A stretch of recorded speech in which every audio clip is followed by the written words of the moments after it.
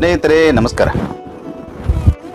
ಸ್ನೇಹಿತರೆ, ಕನ್ನಡ ಸಾಹಿತ್ಯ ಲೋಕದಲ್ಲಿ ಖ್ಯಾತ ಕಥೆಗಾರರೆಂದು ಗುರುತಿಸಿಕೊಂಡಿರುವ ಕವಿ, ಕಥೆಗಾರ, ಕಾದಂಬರಿಕಾರ ರಾಘವೇಂದ್ರ ಪಾಟೀಲ್ ಅವರು ಬೆಳಗಾವಿ ಜಿಲ್ಲೆಯ ಗೋಕಾಕ್ ತಾಲೂಕಿನ ಬೆಟಗೇರಿ ಗ್ರಾಮದವರು.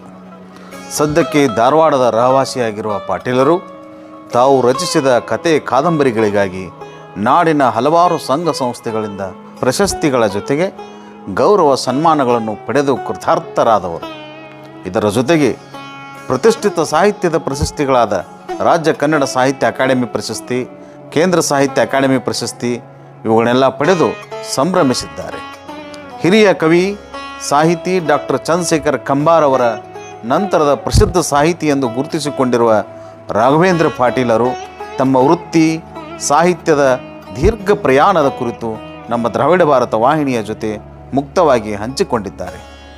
ಭಾವ ತುಂಬಿದ ಅವರ ಅನುಭವದ ಮಾತುಗಳನ್ನು ಕೇಳಿ ತಿಳಿದುಕೊಳ್ಳೋಣ ಬನ್ನಿ ಸ್ನೇಹಿತರೆ. ನಮಸ್ಕಾರ ಸರ್. ನಮಸ್ಕಾರ. ನಮ್ಮ ದ್ರಾವಿಡ ಭಾರತ ವಾಹಿನಿಗೆ ತಮಗೆ ಆಧಾರದ ಸ್ವಾಗತ ಸರ್. ಧನ್ಯವಾದಗಳು ಸರ್. ತಾವು ತಮ್ಮ ಪರಿಚಯವನ್ನು ನಮ್ಮ ವೀಕ್ಷಕರಿಗೆ ನಿಮ್ಮದೇ ಆದ ರೀತಿಯಲ್ಲಿ ಮಾಡಿಕೊಟ್ರೆ ಒಳ್ಳೆಯದಾಗುತ್ತೆ ಸರ್. ಓಕೆ. ನನ್ನ ಹೆಸರು ರಾಘವೇಂದ್ರ ಪಾಟೀಲ್ ಅಂಥೇಳಿ. ನಾನು ಗೋಕಾಕ್ ತಾಲೂಕಿನ ಬೆಟಗೇರಿ ಗ್ರಾಮದವನು. ಅಲ್ಲಿ ಬಳವಂತರಾವ್ ಪಾಟೀಲ್ ಅಂಥೇಳಿ ಅವ್ರಿಗೆ ಒಂದು ಫೋಕ್ ನೇಮ್ ಇತ್ತು. ಜನ ಎಲ್ಲ ಬಲರಾಮಪ್ಪ ಅಂತ ಕರಿತಿದ್ದು, ಬಲರಾಮಪ್ಪ ಗೌಡರು ಅಂಥೇಳಿ. ಅವರು ಮನೆಯವರು ಇಂದ್ರಬಾಯಿ ನನ್ನ ತಾಯಿ. ಅವರ 5ನೇ ಮಗ ಆಗಿ ನಾನು ಜನಿಸಿದೆ.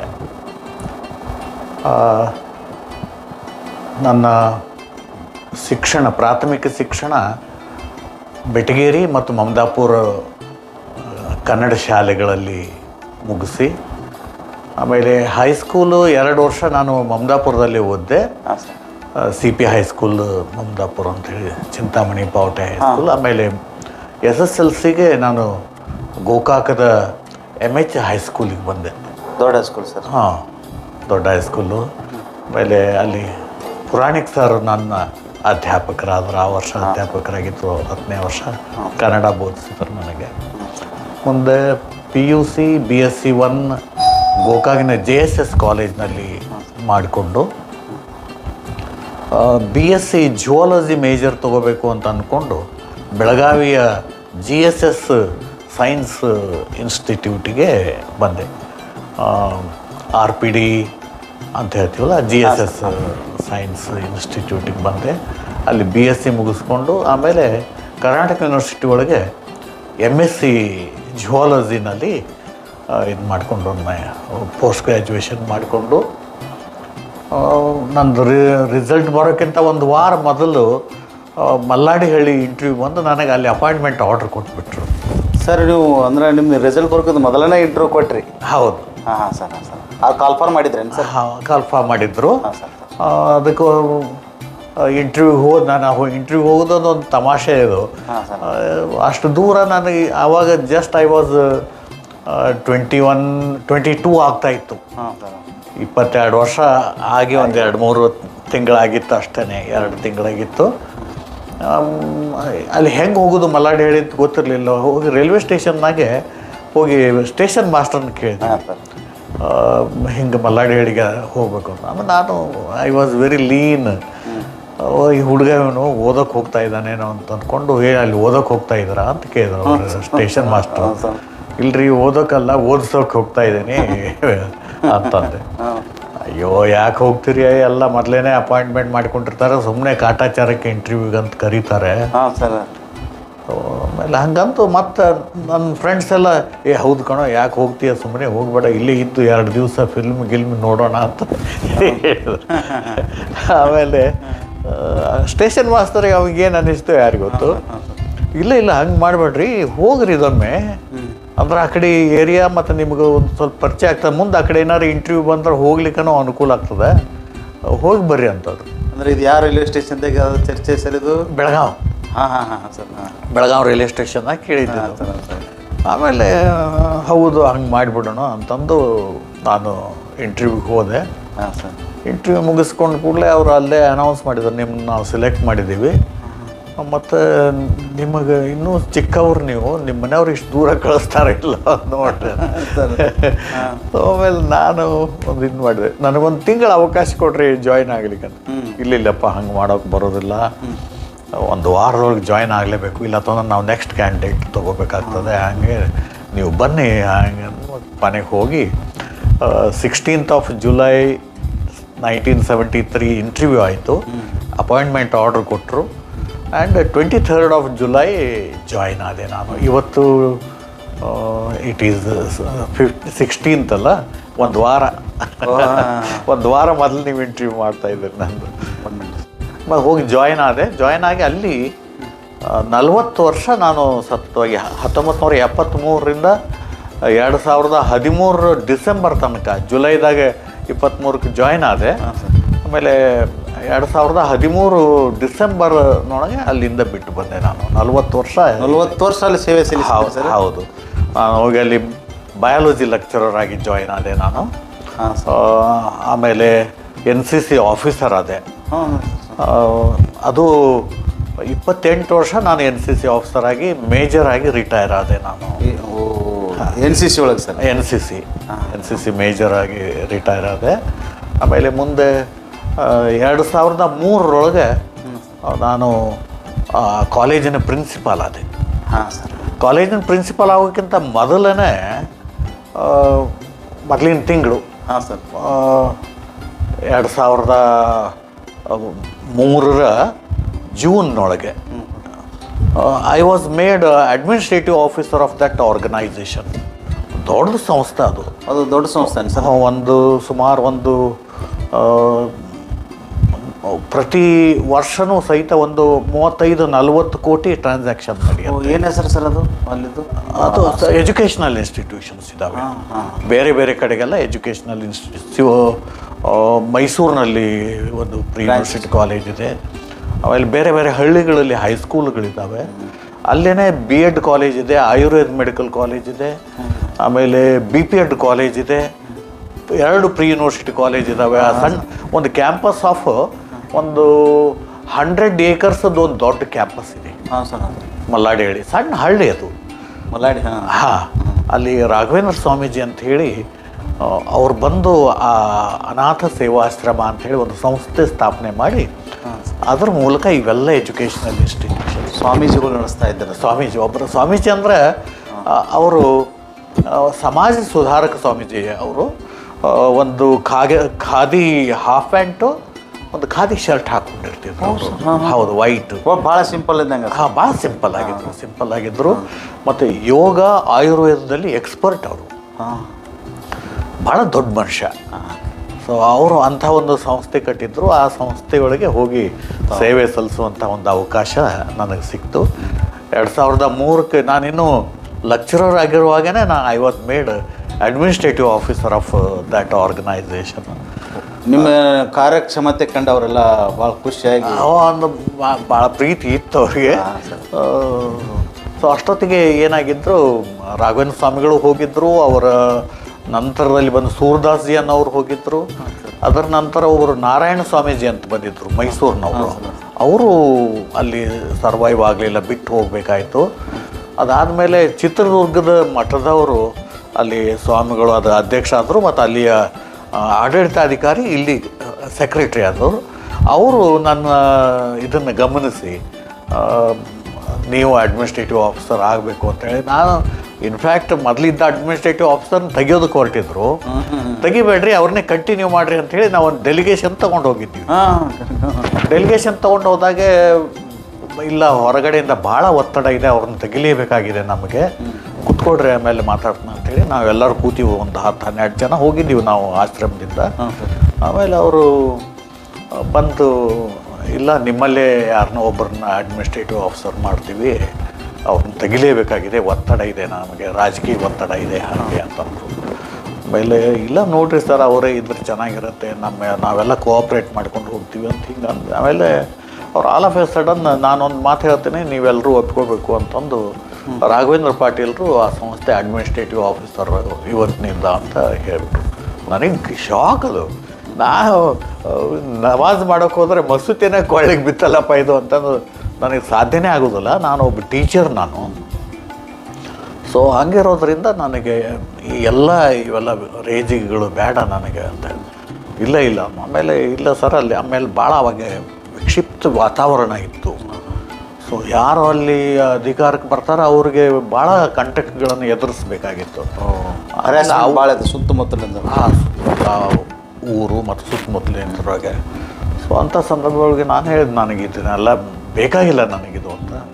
ಆಮೇಲೆ ಅವರು ಒಂದು ಮಾತು ಹೇಳಿದರು, ಪಾಟೀಲ್ರ ನಿಮ್ಮ ಒಂದು ಕೂದಲು ನನಗೆ ಇದನ್ನು ಮಾಡಿದ ಮೇಲೆ ನಿಮ್ಮ ಕೂದಲು ಕೊಂಕ್ತದೆ, ನಿಮ್ಮನ್ನು ಒಂದು ಕೂದಲು ಕೊಂಕದಂಗೆ ನಾನು ನೋಡ್ಕೊತೀನಿ, ನೀವು ಮಾಡಬೇಕು ಅಂತ ಹೇಳಿ ಒತ್ತಾಯ ಮಾಡಿ ಒಪ್ಪಿಸಿದ್ರು.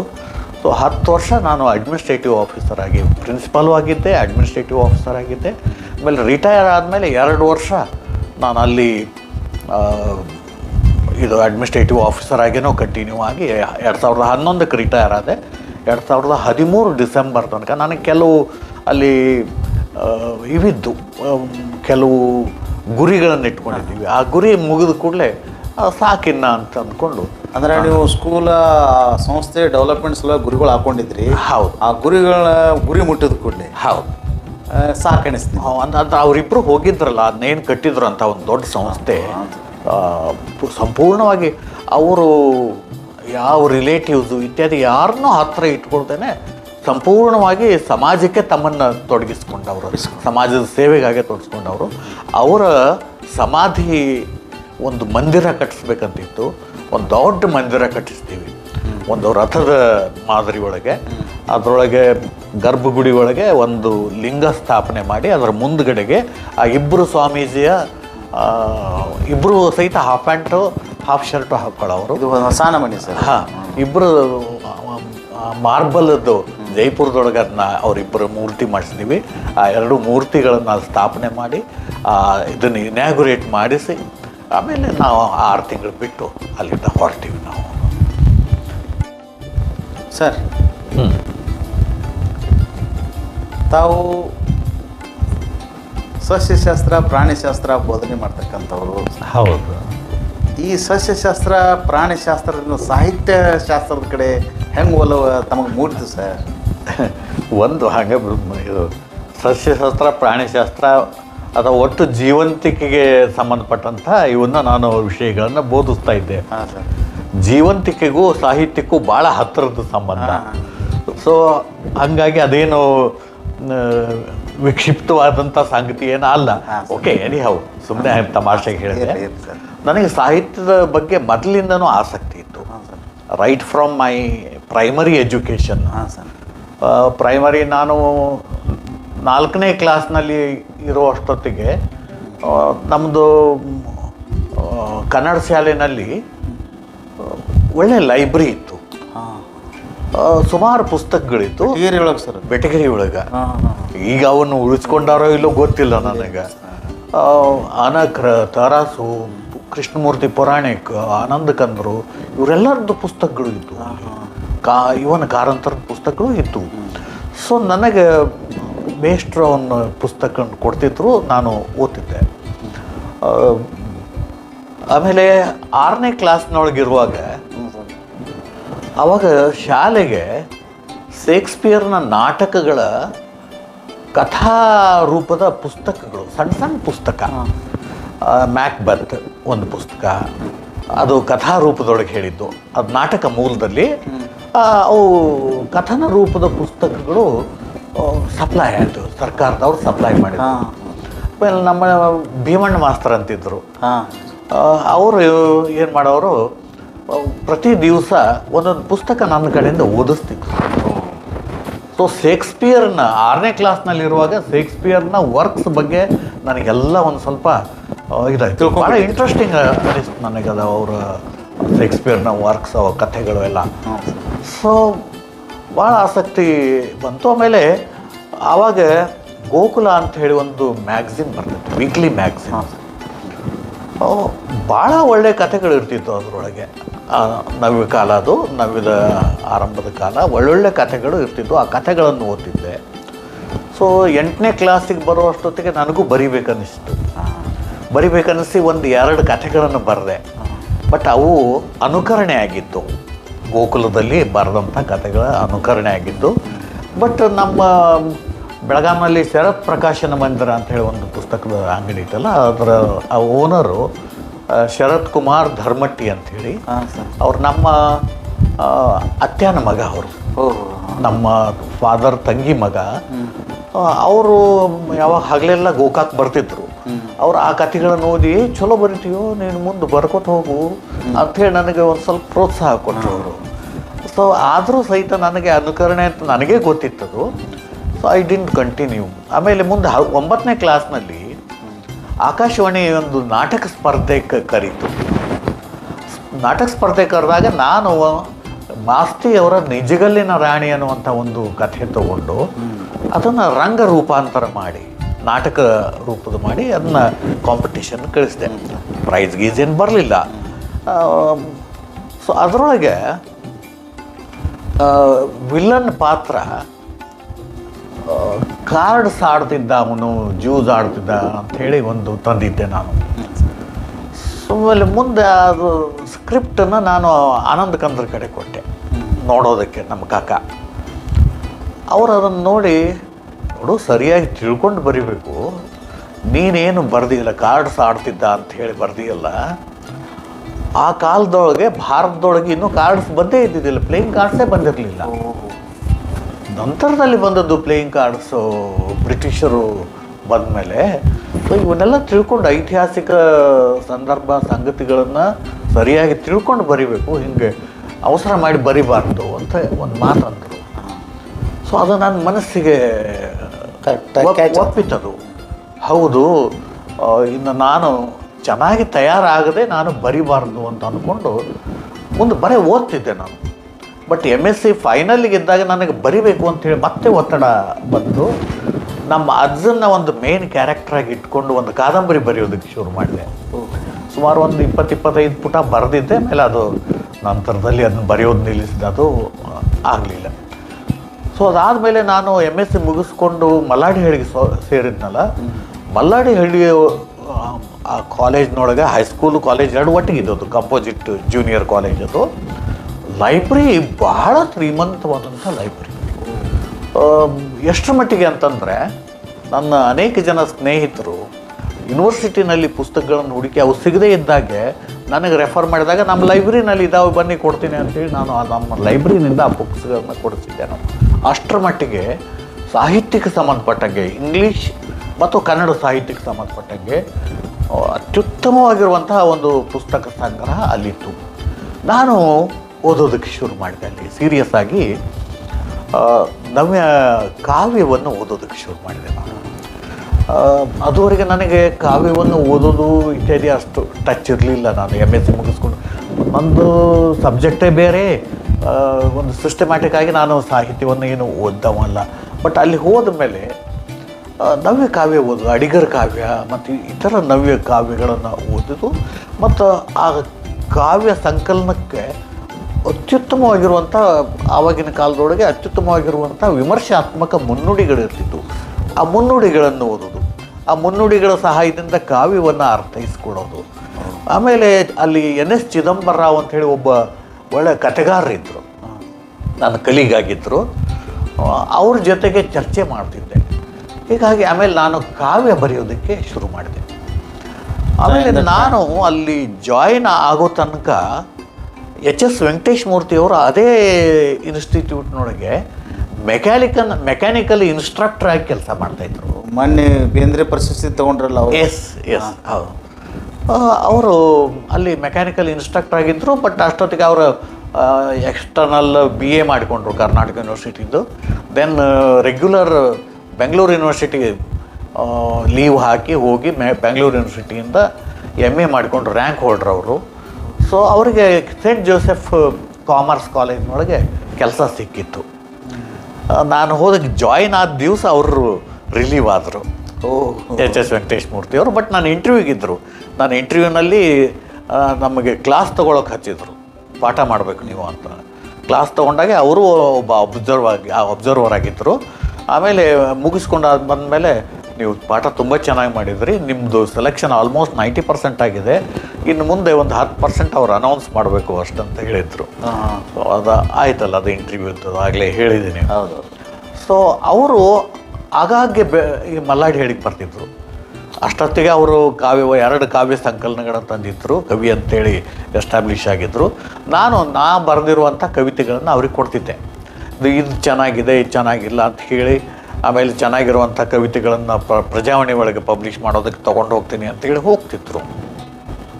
ಅಂಥ ಸಂದರ್ಭದೊಳಗೆ ನಾನು ಝಕೋಸ್ಲೋವಾಕಿಯಾದ ಒಂದು ಕಾದಂಬರಿ, ಚಿಕ್ಕದ ಕಾದಂಬರಿ, ವೈಲ್ಡ್ ಸೀಡ್ ಅಂತ ಹೇಳಿ, ಆ ವೈಲ್ಡ್ ಸೀಡ್ ಕಾದಂಬರಿ ಓದಿ ನನಗೆ ಬರೀಲೇಬೇಕು ಅನ್ನಿಸ್ತು. ಆ ವೈಲ್ಡ್ ಸೀಡಿನ ಕಥಾವಸ್ತು ಏನಂತಂದರೆ, ಒಬ್ಬ ಹುಡುಗಿ ರಾಜಕೀಯ ವಿಪ್ಲವ, ಬೇರೆ ದೇಶದವರು ಆಕ್ರಮಣ ಮಾಡಿದ್ರು. ಆಕ್ರಮಣ ಮಾಡಿದಾಗೆ ಆ ಹುಡುಗಿ ತನ್ನ ತಂದೆ ತಾಯಿಗಳಿಂದ ಬೇರ್ಪಟ್ಟುಬಿಟ್ಟಿರ್ತಾಳೆ. ಎಲ್ಲೋ ಕಳೆದು ಹೋಗಿರ್ತಾರ ಆಕೆ ಅಪ್ಪ ಅಮ್ಮ. ಆಕೆಗೇನು ತನ್ನ ಅಪ್ಪ ಅಮ್ಮ ಬದುಕಿದ್ದಾರೆ ಅನ್ನುವಂಥ ಒಂದು ನಂಬಿಕೆ. ಅದಕ್ಕೆ ನ್ಯೂಸ್ ಪೇಪರ್ನಲ್ಲಿ ಅಡ್ವರ್ಟೈಸ್ಮೆಂಟ್ ಕೊಡ್ತಿರ್ತಾಳೆ ಆಕೆ. ನಾನು ಇಂಥ ಊರಿನವಳು, ನನ್ನ ತಂದೆ ತಾಯಿನ ಕಳ್ಕೊಂಬಿಟ್ಟಿದ್ದೀನಿ, ನನ್ನ ತಂದೆ ತಾಯಿ ಎಲ್ಲಿದ್ದೀರಿ ನೀವು, ದಯವಿಟ್ಟು ನಾನು ಇಂಥಲ್ಲಿದ್ದೀನಿ, ನನ್ನ ಅಡ್ರೆಸ್ ಇದು, ನೀವು ಪತ್ರ ಬರೀದು ನನಗೆ ತಿಳಿಸ್ರಿ ಅಂಥೇಳಿ ಪ್ರತಿ ದಿವಸ ಪೋಸ್ಟ್ ಆಫೀಸ್ಗೆ ಹೋಗೋದು. ಪತ್ರ ಯಾವುದಾದ್ರು ಪತ್ರ ಬರುತ್ತೆ, ನನ್ನ ಮಗಳು ಅಂಥೇಳಿ ಹೇಳುವಂಥ ಅಪ್ಪಂದು ಅಮ್ಮಂದು ಪತ್ರ ಬರುತ್ತೆ ಅಂತೇಳಿ ಪ್ರತಿ ದಿವಸ ಆ ಪೋಸ್ಟ್ ಆಫೀಸ್ಗೆ ಹೋಗ್ತಿರ್ತಾಳೆ. ಸೊ ನನಗದು ಭಾಳ ಇದಾಯಿತು,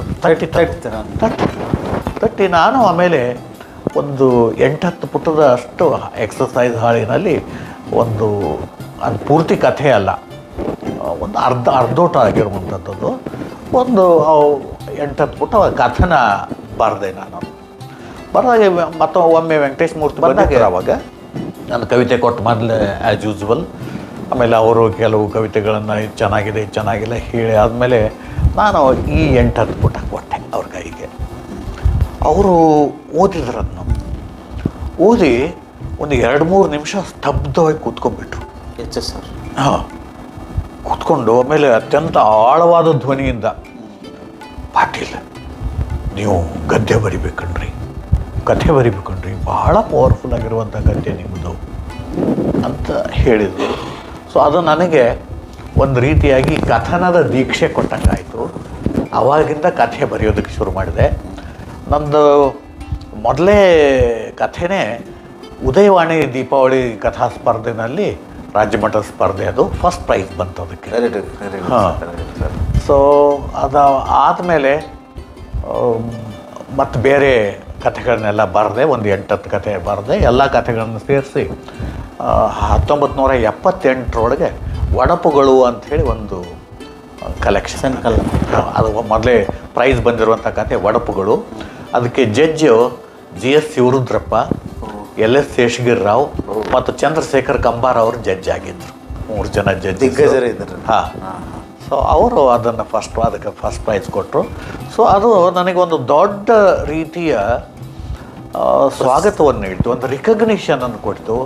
ಸೊ ಆವಾಗಿಂದ ನಾನು ಬರೆಯೋದಕ್ಕೆ ಶುರು ಮಾಡಿದೆ. ಆಮೇಲೆ ಒಡಪುಗಳು ಕಥಾ ಸಂಕಲನ ಬಂದ ಮೇಲೆ ಒಂದು ಕಥೆ ಬರೆದೆ, ಪ್ರತಿಮೆಗಳು ಅಂತ ಒಂದು ಕಥೆ ಬರೆದೆ.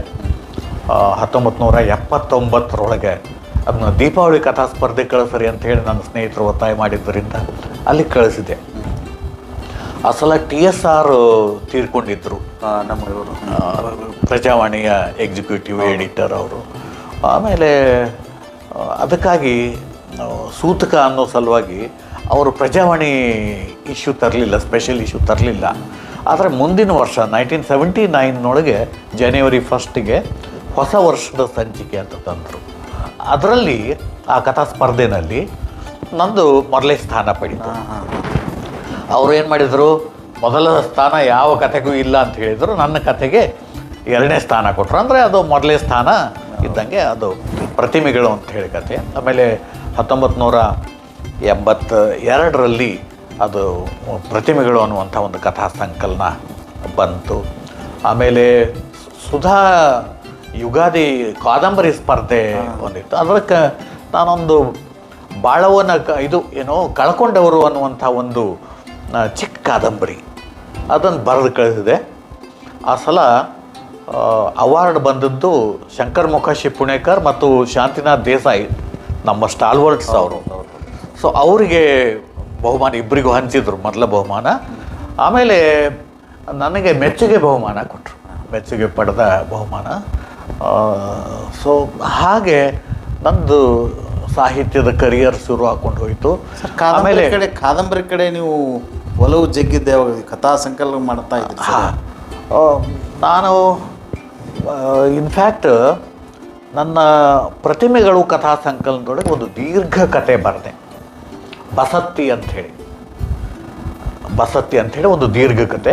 ಆಲ್ಮೋಸ್ಟ್ ಅದು ನಾವೆಲ್ಲ ಅಂತ ಹೇಳ್ತೀವಿ ಇಂಗ್ಲೀಷ್ನೊಳಗೆ, ಅಂದರೆ ಚಿಕ್ಕ ಕಾದಂಬರಿಯ ವ್ಯಾಪ್ತಿಯ ಒಂದು ಬಸತ್ತಿ ಅನ್ನುವಂಥ ಒಂದು ಕಥೆ ಬರೆದೆ. ಆ ಕಥೆ ಬರೆದ ಆದಮೇಲೆ ನಾನು ಬರೆದದ್ದೆಲ್ಲ ನಾವೆಲ್ಲಗಳೇ ಆಗಿದ್ದಾವೆ, ಎಲ್ಲ ದೀರ್ಘ ಕಥೆಗಳೇ. ಒಂದು ಚಿಕ್ಕ ಕತೆ ಬರೀಲೇ ಇಲ್ಲ. ಆಮೇಲೆ ನಾನು ದೀರ್ಘ ಕಥೆಗಳು, ದೀರ್ಘ ದೇಶಗತಿ, ಅದರ ನಂತರ ಬಂದಂಥ ದೇಶಗತಿ, ಮಾಯಿಯ ಮುಖಗಳು, ಆಮೇಲೆ ಎಷ್ಟು ಕಾಡ್ತಾವ ಕಬ್ಬಕ್ಕಿ, ಈ 3 ಕಲೆಕ್ಷನ್ನಲ್ಲಿ ಇರುವಂಥದ್ದು. ವಸತಿಯ ನಂತರ ಬಂದಂಥ ಇದು ಕಥೆಗಳು ಅವೆಲ್ಲ ದೀರ್ಘ ಕಥೆಗಳೇ ಆಗಿದ್ದಾವೆ, ನಾವೆಲ್ಲಗಳೇ ಆಗಿದ್ದಾವೆ. ಸೊ ಅದರ ಮಧ್ಯೆ ಇದು ಕಳ್ಕೊಂಡವರು ಅನ್ನುವಂಥದ್ದೊಂದು ದೀರ್ಘ ಕಥೆ ಅಂತ ಹೇಳ್ಬೋದು, ಅಥವಾ ನಾವೆಲ್ಲ ಅಂತ ಹೇಳ್ಬೋದು. ನಂತರ 1995ರಲ್ಲಿ ನಂದು ದೇಶಗತಿ ಅನ್ನುವಂಥ ಕಥಾ ಸಂಕಲನ ಬಂತು. ದೇಶಗತಿ ಕಥಾ ಸಂಕಲನ ಅದುವರೆಗಿನ ನನ್ನ ವೈಚಾರಿಕ ಅಭಿವ್ಯಕ್ತಿ, ಕಥನ ರಚನೆ ಇತ್ಯಾದಿ ಇವುಗಳಿಗೆ ಸಂಬಂಧಪಟ್ಟಂಗೆ ಅದೊಂದು ದೊಡ್ಡ ಟರ್ನಿಂಗ್ ಪಾಯಿಂಟ್ ಅದು ದೇಶಗತಿ. ಸೊ ಬಹಳ ಚೆನ್ನಾಗಿ. ದೇಶಗತಿ ಅಂದ್ರೆ ಅದ್ರಾಗ ಇನ್ಕ್ಲೂಡಿಂಗ್ ನಮ್ಮ ಸಿಂಧಿ ಕುರುಬೇಟ್ ದೇಶಗತಿ ಇತ್ಯಾದಿ ಇದು ಅಲ್ಲ, ಆ ಥರ ದೇಶಗತಿ ಒಂದು ಸಣ್ಣ ಪಾಳೆ ಪಟ್ಟು ಅಲ್ಲಿ ಒಬ್ಬ ಮುಖ್ಯಸ್ಥ ಇರ್ತಾನೆ, ದೇಸಾಯಿ ಅಂತ ಹೇಳ್ತೀವಿ, ಅವನ ಕಂಟ್ರೋಲ್ ಮಾಡ್ತಿರ್ತಾನೆ. ಅವನು ನಿಮ್ಮ ಸುತ್ತಮುತ್ತಲಿನ ವಿಚಾರಗಳನ್ನ. ಹೌದು. ಸೊ ಅದು ದೇಶಗತಿ ಅಂತ ಹೇಳಿ ಅಂಥದ್ದೊಂದು ಅದು ಸಂಕಲನ. ಅದಾದಮೇಲೆ ಮಾಯಿಯ ಮುಖಗಳದಲ್ಲೇನು ದೀರ್ಘ ಕಥೆಗಳು. ಸೊ ಮಾಯಿಯ ಮುಖಗಳು ಬರೆದ ಆದಮೇಲೆ ನಾನು ತೇರು ಅನ್ನುವಂಥ ಒಂದು ಕಾದಂಬರಿ ಬರೆದೆ. ತೇರು ಇನ್ಫ್ಯಾಕ್ಟ್ ಅದು ದಟ್ ಈಸ್ ರೂಟೆಡ್ ಇನ್ ದೇಶಗತಿ ಕಥೆ, ದೇಶಗತಿ ದೀರ್ಘ ಕಥೆ ಇದೆಯಲ್ಲ, ಅದರ ಮುಂದುವರಿಕೆಯಾಗಿ ಈ ತೇರು ಕಾದಂಬರಿಯನ್ನು ಅದೇ ವಸ್ತು ಮುಂದುವರೆದು ತೇರು ಕಾದಂಬರಿ ಬರೆದೆ. ತೇರು ಕಾದಂಬರಿಗೆ ಮೊದಲು ಮಾಯಿ ಮುಖಗಳಿಗೂ ನನಗೆ ರಾಜ್ಯ ಸಾಹಿತ್ಯ ಅಕಾಡೆಮಿ ಅವಾರ್ಡ್ ಸಿಕ್ಕಿತ್ತು ಕಥಾ ಸಂಕಲನಕ್ಕೆ. ತೇರು ಕಾದಂಬರಿಗೆ ಕರ್ನಾಟಕ ರಾಜ್ಯ ಸಾಹಿತ್ಯ ಅಕಾಡೆಮಿ ಪ್ರಶಸ್ತಿ ಸಿಕ್ತು ಮತ್ತು ಕೇಂದ್ರ ಸಾಹಿತ್ಯ ಅಕಾಡೆಮಿಯ ಪ್ರಶಸ್ತಿ ಕೂಡ ಸಿಕ್ತು. ನಾನು ನಮ್ಮ ಜಿಲ್ಲೆಯಲ್ಲಿ 2ನೇಯ ಸಾಹಿತಿ, ಕೇಂದ್ರ ಚಂದ್ರಶೇಖರ್ ಕಂಬಾರರು ಮೊದಲೇ ಅವರು ಇದು ಕೇಂದ್ರ ಸಾಹಿತ್ಯ ಅಕಾಡೆಮಿಯ ಪ್ರಶಸ್ತಿಯನ್ನು ಪಡೆದವರು, 2ನೇಯವನಾಗಿ ನಾನು ಕೇಂದ್ರ ಸಾಹಿತ್ಯ ಅಕಾಡೆಮಿ ಪ್ರಶಸ್ತಿಯನ್ನು ಪಡೆದೆ ನಮ್ಮ ಜಿಲ್ಲೆಯ ಪರವಾಗಿ. ಅಭಿನಂದನೆಗಳು ಸರ್. Thank you. ಸೊ ಈ ಥರ ಅಂದರೆ ನನ್ನ ಮೂಲದಲ್ಲಿದ್ದಂಥ ಆಸಕ್ತಿ, ಆಮೇಲೆ ಅದರಲ್ಲಿ ಅತ್ಯಂತ ಕ್ರಿಯಾತ್ಮಕವಾಗಿ ಮೊದಲೇ ನಾನು ಮಲ್ಲಾಡಿಹಳ್ಳಿ ಜಾಯಿನ್ ಆದ ವರ್ಷ ನಮ್ಮ ಲೈಬ್ರರಿನಲ್ಲಿದ್ದಂಥ ಬಯಾಲಜಿಗೆ ಸಂಬಂಧಪಟ್ಟಂಥ ಎಲ್ಲ ಪುಸ್ತಕಗಳನ್ನು ಓದ್ಕೊಂಡೆ ನಾನು. ನಿಮ್ಮ ಸಬ್ಜೆಕ್ಟ್? ನನ್ನ ಸಬ್ಜೆಕ್ಟ್ ಭಾಳ ಅದು ಆಳವಾಗಿ ಒಂದು ಫೌಂಡೇಶನನ್ನು ಕ್ರಿಯೇಟ್ ಮಾಡಿಕೊಂಡು, ಫಾರ್ಮ್ ಆಗಿರುವಂಥ ಫೌಂಡೇಶನ್ ಕ್ರಿಯೇಟ್ ಮಾಡಿಕೊಂಡು, ನನ್ನ ವಿಷಯ ಬೋಧನೆಗೆ ಸಂಬಂಧಪಟ್ಟಂಗೆ ಒಬ್ಬ ಅತ್ಯುತ್ತಮ ಅಧ್ಯಾಪಕ ಅನ್ನುವಂಥ ಒಂದು ಹೆಸರನ್ನು ಪಡೆಯೋ ರೀತಿಯೊಳಗೆ ನಾನು ತಯಾರಿ ಮಾಡಿಕೊಂಡೆ ನಾನು. ಮತ್ತು ಆ ರೀತಿಯೊಳಗೆ ನಾನು ಕೆಲಸ ಮಾಡ್ಕೊಂಡು ಬಂದೆ. ಮೊದಲಿನ 2 ವರ್ಷ ಸಹಿತ 2 ವರ್ಷದ ನಂತರ ಸಾಹಿತ್ಯ ಓದೋದಕ್ಕೆ ಶುರು ಮಾಡಿದೆ ಅಲ್ಲಿದ್ದು. ಸೊ ಅದು ಒಂದು ಒಳ್ಳೆಯ ತಯಾರಿಯನ್ನು ನನಗೆ ಕೊಡ್ತು. ಅಲ್ಲಿ ಒಂದು ಸಾಹಿತ್ಯಿಕ ವಾತಾವರಣ ಇತ್ತು ಅಲ್ಲಿ ಮಲ್ಲಾಡಿಹಳ್ಳಿನಲ್ಲಿ. ಪ್ರತಿ ವರ್ಷ ಗಣಪತಿ ಉತ್ಸವ ಅದು 7 ದಿವಸದ್ದು, ಆಮೇಲೆ ಶಿವರಾತ್ರಿ ಉತ್ಸವ 3 ದಿವಸದ್ದು. ಗಣಪತಿ ಉತ್ಸವಕ್ಕೆ ನಾಡಿನ ಬಹುತೇಕ ಎಲ್ಲ ಹಿರಿಯ ಸಾಹಿತಿಗಳು ಅಲ್ಲಿ ಬಂದು ಹೋಗಿದ್ದಾರೆ. ಬೇಂದ್ರೆ ಅವರು ಬಂದಿದ್ದಾರೆ, ಆಮೇಲೆ ವೆಂಕಟರಾಮಪ್ಪ, ಆಮೇಲೆ ಬೇರೆ ಬೇರೆ ಎಲ್ಲ ದೊಡ್ಡ ಸಾಹಿತಿಗಳೆಲ್ಲರೂ ಸಹಿತ ಅಲ್ಲಿ ಬಂದು ಅತ್ಯುತ್ತಮ ಅನಂತಮೂರ್ತಿನೂ ಬಂದಿದ್ದರು. You are Ananthamurthy. ಸೊ ಅವರು ಮಾಡೋ ಭಾಷಣಗಳು ಇತ್ಯಾದಿ ನನ್ನಲ್ಲಿ ಸಾಹಿತ್ಯದ ಬಗೆಗಿನ ಆಸಕ್ತಿಯನ್ನು ಇಮ್ಮಡಿಸಿದ ಹೆಚ್ಚು ಮಾಡ್ತಾ ಹೋದವು ಅವು. ಕೆಚ್ಚನ್ನು ಹೆಚ್ಚು ಮಾಡ್ತಾ ಹೋದವು. ಆಮೇಲೆ ನನ್ನ ಬರಹಕ್ಕೆ ಒಳ್ಳೆ ಇದೂ ಸಿಕ್ತು, ರೆಸ್ಪಾನ್ಸು ಸಿಕ್ತು. ಹೀಗಾಗಿ ನಾನು ಬರಹಕ್ಕೆ ಅಂಟಿಕೊಂಡು ಬೆಳೀತಾ ಬಂದೆ, ಕಥೆಗಾರರಾಗಿ ರೂಪುಗೊಂಡು. ಹೌದು ಹೌದು. ಸರ್ ತಾವು ಕಾವ್ಯ ಕ್ಷೇತ್ರದ ಕಡೆ ಹೋಗಲಿಲ್ಲೇನು? ಸ್ಟಾರ್ಟಿಂಗ್ ನಾನು ಕಾವ್ಯನ ಬರೆದದ್ದು. ಹಾಂ ಹಾಂ ಒಂದು 30-35 ಕವಿತೆ ಬರೆದಿದ್ದೆ ನಾನು. ಹಾಂ ಯಾವಾಗ ವೆಂಕಟೇಶ್ ಮೂರ್ತಿಯವರು ನನಗೆ ಆ ಕಥನದ ದೀಕ್ಷೆ ಕೊಟ್ರಲ್ಲ, ಹಾಂ ಹಾಂ ಕಥನದ ದೀಕ್ಷೆ ಕೊಟ್ಟ ಮೇಲೆ ಕಥೆಯೊಳಗೆ ನಾನು ಯಾವಾಗ ನನ್ನ ಸಾಮರ್ಥ್ಯ ನನಗೆ ಗೊತ್ತಾಗೋದಕ್ಕೆ ಶುರು ಆಯಿತು. ಹೌದು, ಇದು ನನ್ನ ಫಾರ್ಮು ಅಂತೇಳಿ ನನಗೆ ಗೊತ್ತಾಗೋದಕ್ಕೆ ಶುರು ಆಯಿತು. ಸಾಮಾನ್ಯವಾಗಿ ಏನಾಗುತ್ತೆ, ಲೇಖಕನಿಗೆ ತನ್ನ ಅಭಿವ್ಯಕ್ತಿಯ ಫಾರ್ಮ್ ಯಾವುದು ಅಂಥೇಳಿ ಗೊತ್ತಾಗೋದಿಲ್ಲ ಬೇಗನೆ. ಆವಾಗ ಅವನು ಕಥೆನೂ ಬರೆಯೋದು, ಕಾವ್ಯ ಬರೆಯೋದು, ಏನು ಎಲ್ಲನೂ ಟ್ರೈ ಮಾಡ್ತಿರ್ತಾನೆ. ಆದರೆ ಅದು ಗಟ್ಟಿಗೊಳ್ಳೋದಕ್ಕೆ ಸಾಧ್ಯ ಆಗೋದಿಲ್ಲ. ಆವಾಗ ನನಗೆ ಬೇಗನೆ ನನಗೆ ಅದನ್ನು ತೋರಿಸ್ಕೊಟ್ರು ವೆಂಕಟೇಶ್ ಮೂರ್ತಿಯವರು. ಮತ್ತು ಅದನ್ನೇ ನಾನು ಸಾಧಿಸ್ತಾ ಹೋಗಿ ಕಾವ್ಯ ಇದು ಯಾವಾಗಾದರೂ ಒಂದು ಬರೆದಿರ್ತೀನಿ. ಬಟ್ ನೀವು ಪೂರ್ಣ ಪ್ರಮಾಣದಲ್ಲಿ ಪೂರ್ಣ ಪ್ರಮಾಣ, ಇನ್ಫ್ಯಾಕ್ಟ್ GSS ಒಮ್ಮೆ ಹೇಳಿದರು, GS ಶಿವರುದ್ರಪ್ಪ ರಾಷ್ಟ್ರಕವಿ. ವೆಂಕಟೇಶ್ ಮೂರ್ತಿ ನಾವು ಹೋದಾಗ, ಬೆಂಗಳೂರಿಗೆ ಹೋದಾಗೆಲ್ಲ ವೆಂಕಟೇಶ್ ಮೂರ್ತಿ ನಾನು GSS ಅವ್ರ ಮನೆಗೆ ಹೋಗ್ತಿದ್ದೀವಿ. ಆಮೇಲೆ ಆವಾಗ ವೆಂಕಟೇಶ್ ಮೂರ್ತಿ ಒಮ್ಮೆ ಹೇಳಿದರು, ಸರ್ ಪಾಟೀಲರು ಕಥೆಗಾರರಾದರೂ ಕಾವ್ಯದ ಬಗ್ಗೆ ಮಹಾಪ್ರೀತಿ ಅವರಿಗೆ ಅಂತ ಹೇಳಿದ್ರು. ಆವಾಗ GSS ಹೇಳಿದ್ರು, ಅವ್ರು ಬರೆಯೋದೇನು ಕಥೆ ಆದರೆ ಏನಾಯ್ತು, ಅದರಲ್ಲಿ ಕಾವ್ಯನೇ ಇದೆ, ಅವ್ರು ಬರೆಯೋ ಕಥೆಯಲ್ಲಿ ಕಾವ್ಯನೇ ಇದೆ ಅಂಥೇಳಿ GSS ಹೇಳಿದರು. ಸೊ ಆ ಥರ ನಾನು ಕಾವ್ಯ ಪ್ರಭೇದವನ್ನು ನಾನು ಪ್ರಯತ್ನಿಸ್ತಿದ್ರು. ಕಥೆಯಲ್ಲಿ ಸಾಕಷ್ಟು ಕಾವ್ಯದ ಅಂಶಗಳು ಬರ್ತವೆ, ಕಾವ್ಯದ ಅಂಶ ಬರುತ್ತೆ, ನಾಟಕದ ಅಂಶಗಳು ಬರ್ತವೆ. ನನ್ನ ಕಥೆಗಳನ್ನು ನೇರವಾಗಿ ಹಾಗೇನೆ ರಂಗ ಪ್ರಯೋಗ ಮಾಡ್ಬೋದು. ಮಹಾದೇವ ಹಡಪದ್ ಅಂಥೇಳಿ ಮತ್ತೊಬ್ಬ ಮಾಯಿ ಅನ್ನುವಂಥ ನನ್ನ ಕಥೆಯನ್ನು ನೇರವಾಗಿ ಅದರಲ್ಲಿ ಒಂದು ಶಬ್ದ ತೆಗಿಲಿಲ್ಲ, ಒಂದು ಶಬ್ದ ಸೇರಿಸಲಿಲ್ಲ, ನೇರವಾಗಿ ಅದನ್ನು ಒಂದು ರಂಗ ರೂಪವಾಗಿ ಅದನ್ನು ಪ್ರದರ್ಶನ ಮಾಡಿದರು. 100ಕ್ಕಿಂತ ಹೆಚ್ಚು ಪ್ರಯೋಗಗಳು ರಾಜ್ಯಾದ್ಯಂತ ಅವು ಆಗಿದ್ದಾವೆ. ಭಾಳ ಸಕ್ಸಸ್ಫುಲ್ ಆಗಿರುವಂಥ ಒಂದು ಪರ್ಫಾರ್ಮೆನ್ಸ್ ಅದು. ಸೊ ನಾಟಕದ ಅಂಶಗಳು ಅದರಾಗಿದ್ದಾವೆ, ಕಾವ್ಯದ ಅಂಶಗಳು ನನ್ನ ಕಥೆಗಳಲ್ಲಿ, ಕಾದಂಬರಿಗಳಲ್ಲಿ ಇದ್ದಾವೆ ಅಂಥೇಳಿ ಅನಿಸುತ್ತೆ. ಕರೆಕ್ಟ್. ಸರ್ ತಮ್ಮ ಸಾಹಿತ್ಯ ರಚನೆ ಒಳಗೆ ಸರ್ ತಮ್ಮ ಚಿಕ್ಕಪ್ಪ ಅವರು ಸರ್ ಬೆಟಗೇರಿ ಕೃಷ್ಣ ಶರ್ಮ ಅವರು, ಅವ್ರ ಪ್ರಭಾವಳಿ ತಮ್ಗೆ ಯಾವ ರೀತಿ ಪ್ರಭಾವ ಬೀರ್ತೀರಿ? ನಾನು ಸಾಹಿತ್ಯದ ರಂಗ ಪ್ರವೇಶ ಮಾಡಿದ್ದು ನವ್ಯದ ಸಂದರ್ಭದೊಳಗೆ, 70s 1970s. ಅವಾಗ ನವ್ಯ ಅನ್ನೋದು ಬಹಳ ಪ್ರಖರವಾಗಿತ್ತು. ಇವರು ನವೋದಯಕ್ಕೆ ಸೇರಿದವರು. ಸೊ ಆರಂಭದಲ್ಲಿ ನನಗೆ ಒಂದು ಋಣಾತ್ಮಕವಾಗಿರುವಂಥ, ನೆಗೆಟಿವ್ ಆಗಿರುವಂಥ ಒಂದು ಸಂಬಂಧ, ಪ್ರಭಾವ ಇತ್ತು ಯಾರು ಆನಂದ್ ಕಂದ್ರ ಬಗ್ಗೆ.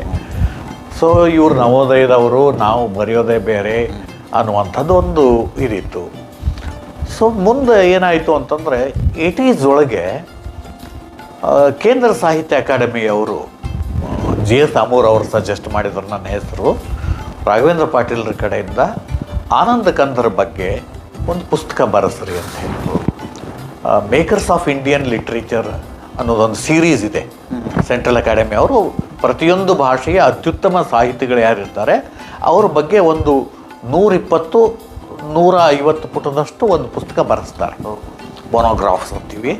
ಅದರಲ್ಲಿ ಅವರ ಜೀವನ ಮತ್ತು ಅವರ ಸಾಹಿತ್ಯ ಎರಡರ ಬಗ್ಗೆನೂ ಬರಿಬೇಕು. ಸುಮಾರು ಒಂದು 150 ಪುಟದಷ್ಟು ಪುಸ್ತಕವನ್ನು ಸೊ ನನಗೆ ಅಸೈನ್ ಮಾಡಿದರು. ಆವಾಗ ನಾನು ಆನಂದ್ ಕಂದರ್ನ ಸೀರಿಯಸ್ ಆಗಿ ಓದೋದಕ್ಕೆ ಶುರು ಮಾಡಿದೆ. ನಾನು ಅದವರೆಗೆ ನನಗೇನೋ ಒಂದು ಮಾಡೆಲ್ ಅಂತಂದ್ರೆ ಪೂರ್ಣಚಂದ್ರ ತೇಜಸ್ವಿ ಒಂದು ಮಾಡೆಲ್ಲು. ಪೂರ್ಣಚಂದ್ರ ತೇಜಸ್ವಿ ಆವಾಗ ನವ್ಯದ ಸಂದರ್ಭದಲ್ಲಿ ತಮ್ಮಪ್ಪ ಕುವೆಂಪು ಅವರ ಕಾವ್ಯವನ್ನೇ ರಿಜೆಕ್ಟ್ ಮಾಡಿದ್ರು ಅವರು.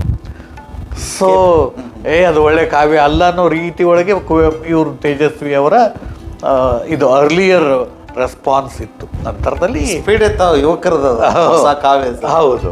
ಸೊ ಇದು ನಾವು ಬರೆಯೋ ಕಾವ್ಯನೇ ಬೇರೆ, ಇವತ್ತಿನ ಕಾವ್ಯನೇ ಬೇರೆ, ನಿಮ್ಮ ಕಾವ್ಯನೇ ಬೇರೆ ಅನ್ನೋ ರೀತಿಯ ಒಂದು ಇದಿತ್ತಲ್ಲ, ಅದು ನನ್ನ ಮೇಲೂ ಪ್ರಭಾವ ಬೀರಿ ನಾವು ಇವರ ಕಾವ್ಯವನ್ನು ಅಷ್ಟು ಅಥವಾ ಬರಹವನ್ನು ಅಷ್ಟು ಸೀರಿಯಸ್ ಆಗಿ ತೊಗೊತಿರಲಿಲ್ಲ. ಆದರೆ ನನಗೆ ಆಮೂರ್ ಅವರು ಸಜೆಸ್ಟ್ ಮಾಡಿ ನನಗೆ ಆ ಪುಸ್ತಕ ಬರೆಯೋದಕ್ಕೆ ಕೇಂದ್ರ ಸಾಹಿತ್ಯ ಅಕಾಡೆಮಿಯಿಂದ ಆಫರ್ ಬಂದಾಗೆ ಆಯಿತು ಅಂತ ಒಪ್ಕೊಂಡು ಬರೆಯೋದಕ್ಕೆ ಶುರು ಮಾಡಿದೆ. ಆವಾಗ ನಾನು ಅವರ ಕಥೆಗಳನ್ನು ಮತ್ತು ಕಾದಂಬರಿಗಳನ್ನು, ಜಯಂತಿಯ ಲೇಖನಗಳನ್ನು ಇತ್ಯಾದಿ ಎಲ್ಲ ನಾನು ಸೀರಿಯಸ್ಸಾಗಿ ಓದೋದಕ್ಕೆ ಶುರು ಮಾಡಿದೆ 1980s. ಆಮೇಲೆ ಆವಾಗ ಒಂದು ಪುಸ್ತಕ ಬರೆದೆ ನಾನು, ಅವರ ಬಾಲ್ಯ, ಆಮೇಲೆ ಅವರ ಜೀವನ ಮತ್ತು ಆ್ಯಸ್ ವೆಲ್ ಆ್ಯಸ್ ಅವರ ಸಾಹಿತ್ಯ. ಸಾಹಿತ್ಯದೊಳಗೆ ಕಥೆ ಕಾದಂಬರಿಗಳ ಬಗ್ಗೆ ಹೆಚ್ಚು ಒತ್ತು ಕೊಟ್ಟು ಬರೆದು, ಕಾವ್ಯದ ಬಗ್ಗೆ ಇನ್ನೂ ನನ್ನೊಳಗೆ ಅದು ಒಂದು ಇದಿತ್ತು, ರೆಸಿಸ್ಟೆನ್ಸ್ ಇತ್ತು, ಅಷ್ಟು ಗಮನ ಕೊಡೋದೇ ತೇಲಿಸಿ ಬರೆದಿದ್ದೆ ನಾನು. ಸೊ ಆ ಪುಸ್ತಕ ರಿವ್ಯೂಗೆ ಆಮೂರ್ ಅವ್ರ ಹತ್ರ ಹೋಯಿತು. ಆಮೂರ್ ಅವರು ಒಪ್ಪಲಿಲ್ಲ ಆ ಪುಸ್ತಕ. ಇಲ್ಲ ಇದು ಹೆಂಗಲ್ಲ, ನೀವು ಅವ್ರ ಕಾವ್ಯವನ್ನು ಸೀರಿಯಸ್ ಆಗಿ ಓದಿಲ್ಲ, ನೀವು ಅವರ ಕಾವ್ಯ ಸೀರಿಯಸ್ ಆಗಿ ಓದಿ ನೀವು ಇನ್ನೊಮ್ಮೆ ನೀವು ತಿದ್ದಿ ಬರೆದು ಕೊಡಬೇಕಿತ್ತು ನಾನು ಹೇಳಿ, ಮತ್ತು ಮ್ಯಾನುಸ್ಕ್ರಿಪ್ಟ್ ನನಗೆ ವಾಪಸ್ ಮಾಡಿದರು. ಆವಾಗ ಮತ್ತೆ ನಾನು ಅವರ ಕಾವ್ಯವನ್ನು ಸೀರಿಯಸ್ ಆಗಿ ಓದೋದಕ್ಕೆ ಶುರು ಮಾಡಿದಾಗ, ಹೌದಲ್ಲ ಇದು ಒಳ್ಳೆಯ ಕಾವ್ಯ ಇದೆಯಲ್ಲ ಅಂಥೇಳಿ ಅನ್ನಿಸಿ, ಆಮೇಲೆ ನಾನು ಒಂದು ಬೇರೆ ಲೇಖನ ಬರೆದು ಕಳಿಸ್ಕೊಟ್ಟೆ. ಆಕ್ಸೆಪ್ಟ್ ಆಯಿತು, ಪಬ್ಲಿಷ್ ಆಯಿತು. ಬಟ್ ಆಮೂರಂಥ ವಿಮರ್ಶಕರು ನನ್ನ ಕಥನದಲ್ಲಿ ಆನಂದ ಕಂದರ ಒಂದು ಪ್ರಭಾವವನ್ನು ಸಹಿತ ಗುರುತಿಸ್ತಾರೆ. ಬಟ್ ಅದು ಬಹುಶಃ ಹಿಂಗಿರ್ಬೋದು, ಏನು ಅಂತಂದರೆ ನಾನು ಅವರು ಒಂದೇ ಮೂಲ ಸ್ಥಾನದಿಂದ ಬಂದವರು. ಸೊ ಹೀಗಾಗಿ ನಮಗಿಬ್ಬರಿಗೂ ಒದಗಿದ ಆ ವಸ್ತು ಏನಿದೆ, ಸಾಹಿತ್ಯದ ವಸ್ತು, ಅದು ಒಂದೇ ಆಗಿರೋದರಿಂದ ಹೋಲಿಕೆ, ಪರಸ್ಪರ ಹೋಲಿಕೆ ಕಂಡಿರ್ಬೋದು. ಮತ್ತು ಅವರು ಮೊದಲೇ ಬರಿತಾ ಇದ್ದುದರಿಂದ ಅದನ್ನು ನನ್ನ ಮೇಲೆ ಆಗಿರುವಂಥ ಪ್ರಭಾವ ಅಂಥೇಳಿ ಅಂದ್ಕೊಂಡಿರ್ಬೋದು. ಸೊ ಕಂಬಾರನು ನಾನು ಚೆನ್ನಾಗಿ ಓದ್ಕೊಂಡಿದ್ದೀನಿ. ಅವರ ಕಾವ್ಯ ಕಾದಂಬರಿಗಳನ್ನ ಚೆನ್ನಾಗಿ ಓದ್ಕೊಂಡಿದ್ದೀನಿ ನಾನು. ನಮ್ಮಿಬ್ಬರ ವಸ್ತುವಿನ ಮೂಲ ಸಹಿತ ಸಾಕಷ್ಟು ಹೋಲಿಕೆದೆ. ಆದರೆ ಕಂಬಾರರ ಸಾಹಿತ್ಯ ಗ್ರಹಿಕೆ ಇದೆಯಲ್ಲ, ಅದು ಹೆಚ್ಚು ಜಾನಪದಕ್ಕೆ ತೊಡಗಿಕೊಂಡಿರೋದು. ಅದು ಜಾನಪದವನ್ನು ಒಳಗೊಳ್ಳುವಂಥದ್ದು. ಮತ್ತು ಅವರ ಭಾಷೆ ಕೂಡ ಬೇರೆ, ನನ್ನ ಭಾಷೆಯಿಂದ ಬೇರೆ. ನನ್ನ ಭಾಷೆ ಅದು ಶುದ್ಧವಾಗಿ ನಾನು ಗೋಕಾವಿಯ ನಾಡಿನಿಂದನೇ ಪಡ್ಕೊಂಡಿರುವಂಥದ್ದು. ಅವ್ರದ್ದು ಸ್ವಲ್ಪ ಹಂಡ್ಬಂಡ್ ಆಗ್ತದೆ ಜಾನಪದ ಶೈಲಿ ಒಳಗೆ. ಹೌದು, ಶೈಲಿ ಅದು ಮತ್ತು ಸಿಸ್ಟಮ್ ಎರಡೂ ಸೇರ್ಕೊಂಡು ಒಂದು ರೀತಿಯಾಗಿ ಅದು ಬೆರಕೆ ಆಗತ್ತೆ. ಆದರೆ ನಾನು ಇದು ನನ್ನ ಇದು ಭಾಷೆ ಏನಿದೆ ಅದು ಬಹುತ್ ಬ್ರಾಹ್ಮಿನ್ ಆ್ಯಂಡ್ ನಾನ್ ಬ್ರಾಹ್ಮಿನ್ ಇಬ್ಬರು ಆಡುವಂಥ ಭಾಷೆಯನ್ನು ಸಹಿತ ನಾನು ಪ್ರಯತ್ನ ಮಾಡೀನಿ. ಆಮೇಲೆ ನಾ ಏನು ಮಾಡ್ತಿದ್ದೆ ಅಂತ, ನನ್ನ ಭಾಷೆ ಒಳಗೆ ಬೋತ್ ಅದರ ನಿರೂಪಣೆ ಮತ್ತು ಸಂಭಾಷಣೆ ಎಲ್ಲನೂ ಸಹಿತ ನನ್ನ ಆ ಭಾಷೆ ಒಳಗೆ ಬರೀತಿದ್ದೆ. ಹೌದು, ಅದು ಆಪ್ತವಾಗಿ ಬಿಡ್ತದೆ. ಹೌದು. ಸೊ ಆವಾಗ ಯಶವಂತ ಚಿತ್ತಾಲರು ನನಗೆ ಮತ್ತೆ ಹೇಳೋರು ನನ್ನ ಕಥೆಗಳನ್ನು ಓದಿ, ನೋಡು ನೀನು ಹಿಂಗೆ ಮಾಡ್ತೀಯ, ನಿರೂಪಣೆನೂ ಅದೇ ಭಾಷೆ ಒಳಗೆ ಬರಿತೀಯ, ಸಂಭಾಷಣೆ ಕೂಡ ಅದು ಅದೇ ಭಾಷೆ ಒಳಗೆ ಬರ್ತೀಯ. ಸಂಭಾಷಣೆ ನೀನು ಗೋಕಾವಿಯ ಭಾಷೆ ಬಳಸ್ತೀಯಲ್ಲ, ಇಟ್ ಈಸ್ ಆಲ್ ರೈಟ್, ಅದನ್ನ ಹಾಗೆ ಮಾಡು. ಆದರೆ ನಿರೂಪಣೆ ಅದು ಗ್ರಾಂಥಿಕವಾಗಿರಬೇಕು, ಶಿಷ್ಟ ಭಾಷೆ ಆಗಿರಬೇಕು ಅಂಥೇಳಿ ಅವರು ಹೇಳ್ತಾ ಇದ್ದಾರೆ ನನಗೆ. ಬಟ್ ನನಗೆ ಹಾಗೆ ಬರೆಯೋಕೆ ಆಗ್ತಿರ್ಲಿಲ್ಲ. ಆಮೇಲೆ ನಾನು ತೇರು ಕಾದಂಬರಿ ಬರೆದಾದ್ಮೇಲೆ ಅದರ ಮ್ಯಾನುಸ್ಕ್ರಿಪ್ಟನ್ನು ನಾನು ಯಶವಂತ ಚಿತ್ತಾಲರಿಗೆ ಕಳಿಸ್ಕೊಟ್ಟಿದ್ದೆ. ಯಶವಂತ ಚಿತ್ತಾಲರನ್ನು ಓದಿ ನಾನು ಆವಾಗ ಮಲ್ಲಾಡಿಗಳಿನಲ್ಲಿ ಕೆಲಸ ಮಾಡ್ತಿದ್ನಲ್ಲ, ಯಾವುದೋ ಕಾರಣಕ್ಕೆ ನಾನು ಬೆಳಗಾವಿಗೆ ಬಂದಿದ್ದೆ. ನಮ್ಮನೆಗೆ ಫೋನ್ ಮಾಡಿದ್ದಾರೆ ಅಲ್ಲಿ ಮಲ್ಲಾಡಿಗಳಿಗೆ, ಎಲ್ಲಿ ರಾಘವೇಂದ್ರ ಪಾಟೀಲ್ ಅಂತ. ಆಮೇಲೆ ನಮ್ಮ ಮನೆಯವ್ರು ಹೇಳಿದ್ದಾರೆ, ಹಿಂಗೆ ಸರ್ ಅವರು ಇದಕ್ಕೆ ಹೋಗಿದ್ದಾರೆ, ಬೆಳಗಾವಿಗೆ ಹೋಗಿದ್ದಾರೆ. ಬೆಳಗಾವಿದಾಗ ಅವರು ಎಲ್ಲಿ ಯಾವ ಮನೆಗೆ ಇರ್ತಾರೆ ಆ ಮನೆಯದು ಫೋನ್ ನಂಬರ್ ಇದೆಯಾ ಅಂತ ಅಂದ್ಕೂಡಲೇ ಇವರು ಫೋನ್ ನಂಬರ್ ಕೊಟ್ಟಿದ್ರು. ನಾವು ಅಲ್ಲಿಗೆ ಫೋನ್ ಮಾಡಿದರು ಬೆಳಗಾವಿಕನೇ. ಆಮೇಲೆ ಫೋನ್ ಮಾಡಿ, ನಿನ್ನ ಕಾದಂಬರಿ ಓದಿದೆ, ಮುಖ್ಯವಾಗಿ ನಾನು ಹೇಳಬೇಕಾಗಿರೋದು ಏನು ಅಂತಂದರೆ, ನಾನು ನಿನಗೆ ಪದೇ ಹೇಳ್ತಿದ್ದೆ, ನಿರೂಪಣೆ ಭಾಷೆ ಮತ್ತು ಸಂಭಾಷಣೆ ಭಾಷೆ ಬೇರೆ ಬೇರೆ ಮಾಡು, ಒಂದೇ ಮಾಡಬೇಡ ಅಂತ ಹೇಳ್ತಿದ್ದೆ ನಾನು. ಆದರೆ ನನಗೆ ಈ ಕಾದಂಬರಿ ಓದಿದ ಮೇಲೆ ನೀನು ಮಾಡ್ತಾ ಇರೋ ಸರಿ ಅನ್ನಿಸಿದೆ ನನಗೆ. ಸೊ ನೀನು ಇದೇ ರೀತಿ ಬರ್ಕೊಂಡು ಹೋಗು ನೀನು ಅಂಥೇಳಿ ನನಗೆ ಅವ್ರು ಹೇಳಿದರು. ಸೊ ಒಂದು ರೀತಿಯಾಗಿ ನನಗೆ ಸರ್ಟಿಫಿಕೇಟ್ ಕೊಟ್ಟಾಗ ಯಶವಂತ ಚಿತ್ತಾಲ್ರಂಥ ದೊಡ್ಡ ಲೇಖಕರು ಹೇಳಿದ್ರಲ್ಲ, ಅದು ಏನು ಅಷ್ಟು ಕಷ್ಟಪಟ್ಟು ಎಲ್ಲೆಲ್ಲೋ ನಾನು ಹುಡುಕಿ ಫೋನ್ ಮಾಡಿ ತಿಳಿಸಿದ್ರಲ್ಲ. ಸೊ ನನಗೆ ಆವಾಗ ಏನಾಯಿತು, ನನ್ನ ಭಾಷೆಯ ಬಗ್ಗೆ ನನಗೊಂದು ಸರ್ಟಿಫಿಕೇಟ್ ಸಿಕ್ಕಂಗಾಯಿತು. ನಾನು ಬರೆಯುವ ಭಾಷೆ ಅದೇ, ಪ್ರತಿಯೊಬ್ಬ ಲೇಖಕನಿಗೂ ಒಂದು ಅವಂದೇ ಆಗಿರುವಂಥ ನುಡಿಗಟ್ಟಿರುತ್ತೆ. ಹಾಂ, ಯಾವಾಗ ನಾವು ಒಬ್ಬ ಲೇಖಕ ತನ್ನದೇ ಆಗಿರುವಂಥ ನುಡಿಗಟ್ಟನ್ನು ಸಾಧಿಸ್ಕೋತಾನಲ್ಲ, ಆವಾಗ ಅವನು ಒಬ್ಬ ಒಳ್ಳೆಯ ಲೇಖಕ ಅನ್ನಿಸ್ಕೋತಾನೆ ಆ ಭಾಷೆಯಲ್ಲಿ. ಸೊ ನನಗೆ ಅದು ಭಾಳ ಬೇಗನೆ ಸಿಕ್ತು ಅಂಥೇಳಿ ದೇಶಗತಿಯಿಂದನೇ 1975ನಲ್ಲಿ ನನಗೆ ವಸತಿಯಿಂದನೇ ನನಗೆ ಸಿಕ್ಕಿದ್ದು. ಇನ್ಫ್ಯಾಕ್ಟ್ ಅದು 1980s ಕೊನೆಯಲ್ಲೇ ನನಗೆ ಅದು ಸಿಕ್ತು ಅಂಥೇಳಿ ಅನಿಸುತ್ತೆ ನನಗೆ. ಒಳ್ಳೆ ಸರ್. ತಾವು ಇಲ್ಲಿವರೆಗೆ ಕಥಾ ಪುಸ್ತಕಗಳು, ಹಾಂ, ಆಮೇಲೆ ಕಾದಂಬರಿಗಳನ್ನು ಹಾಂ, ಎಷ್ಟು ಬಂದು ಸರ್ ತಮ್ಮ? 5 ಕಥಾ ಸಂಕಲನ ಬಂದಾವೆ ನಾನು. ಆಮೇಲೆ 3 ಕಾದಂಬರಿಗಳು ಬಂದವೆ. 3 ಅಲ್ಲ 4 ಕಾದಂಬರಿಗಳು ಬಂದಾವೆ. ಒಂದು ಕಳ್ಕೊಂಡವರು ಅನ್ನುವಂಥದ್ದು ಸುಧಾದಲ್ಲಿ ಸೀರಿಯಲ್ ಆಗಿ ಬಂತದ್ದು. ಆಮೇಲೆ ಅದನ್ನು ಬಾಳವನ ಕನಸುಗಳು ಅಂಥೇಳಿ ಅದು ಪಬ್ಲಿಷ್ ಆಯ್ತು. ಅದು ದೆನ್ ತೇರು ಅಂತ ಬಹಳ ಪಾಪ್ಯುಲರ್ ಆಗಿ ಅದು ರಿಸೀವ್ ಆಯ್ತು. ಅದು ಒಂದು 20,000 ಕಾಪಿ ಕರ್ನಾಟಕದಲ್ಲಿ ತೇರು ಕಾದಂಬರಿ ಒಂದು 10 ಎಡಿಷನ್ ಬಂದಿದ್ದಾವೆ. ಒಂದು 20,000ದಷ್ಟು ಪ್ರತಿಗಳು ಮಾರಾಟ ಆಗಿದ್ದಾವೆ. ನನಗೆ ಬಹಳ ಒಂದು ರಿಕಗ್ನಿಷನನ್ನು ತಂದುಕೊಟ್ಟದೊಂದು ತಮಾಷೆ ಅಂದರೆ, ನನ್ನ ತಾಲೂಕಿನ ಜನರಿಗೆ ನಾನು ಗೊತ್ತೇ ಇರಲಿಲ್ಲ. ತೇರಿನಿಂದ ಗೊತ್ತಾದ್ರಿಂದ ತೇರು ಟೆಕ್ಸ್ಟ್ ಆಗಿ ಹುಡುಗರು ಓದೋದಕ್ಕೆ ಶುರು ಮಾಡಿದ್ರಲ್ಲ, ಆವಾಗ ನಮ್ಮೂರಲ್ಲಿ ಹುಡುಗರನ್ನೇ ನಾನು ಹೋದಾಗ, ಸರ್ ನೀವು ರಾಘವೇಂದ್ರ ಪಾಟೀಲ್ ಏನ್ರಿ ಅಂದ. ಹೌದಪ್ಪ ಸರ್, ನಿಮ್ಮದು ತೇರು ಕಾದಂಬರಿ ನಾವು ಓದ್ತೀವಿ ಸರ್, ಭಾಳ ಚಂದ ಓದ ಸರ್ ಅಂತ ಹಿಂಗೆ ಹೇಳೋರು. ಆಮೇಲೆ ತಾಲೂಕು ನಮ್ಮ ಜಿಲ್ಲೆಯೊಳಗೆ ನನ್ನನ್ನು ಪರಿಚಯ ಮಾಡಿದ್ದು ತೇರು. ಸೊ ಅದುವರೆಗೆ ನನಗೆ ಅಲ್ಲಿ ಕೇಂದ್ರ ಸಾಹಿತ್ಯ ಅಕಾಡೆಮಿ ಅವಾರ್ಡ್ ಬಂದರೂ ಸಹಿತ ನನ್ನ ಜಿಲ್ಲೆ ನನ್ನೇನು ರಿಕಗ್ನೈಸ್ ಮಾಡಲೇ ಇಲ್ಲ. ಓದುಗರೇ ನಂತರದಲ್ಲಿ, ಅಂದರೆ ಸಾಹಿತ್ಯ ಪರಿಷತ್ತಾಗಲಿ ಇತ್ಯಾದಿ ಯಾವುದು ನಾನು ನೀನು ಬರಿತಿ ಅಂದಲ್ಲಪ್ಪ ಅಂತನ್ನುವಂಥ ಮಾತನ್ನು ನಾನು ಯಾವತ್ತೂ ಕೇಳಲಿಲ್ಲ ಅವರು ಬೆಳಗಾವಿ ಜಿಲ್ಲೆ.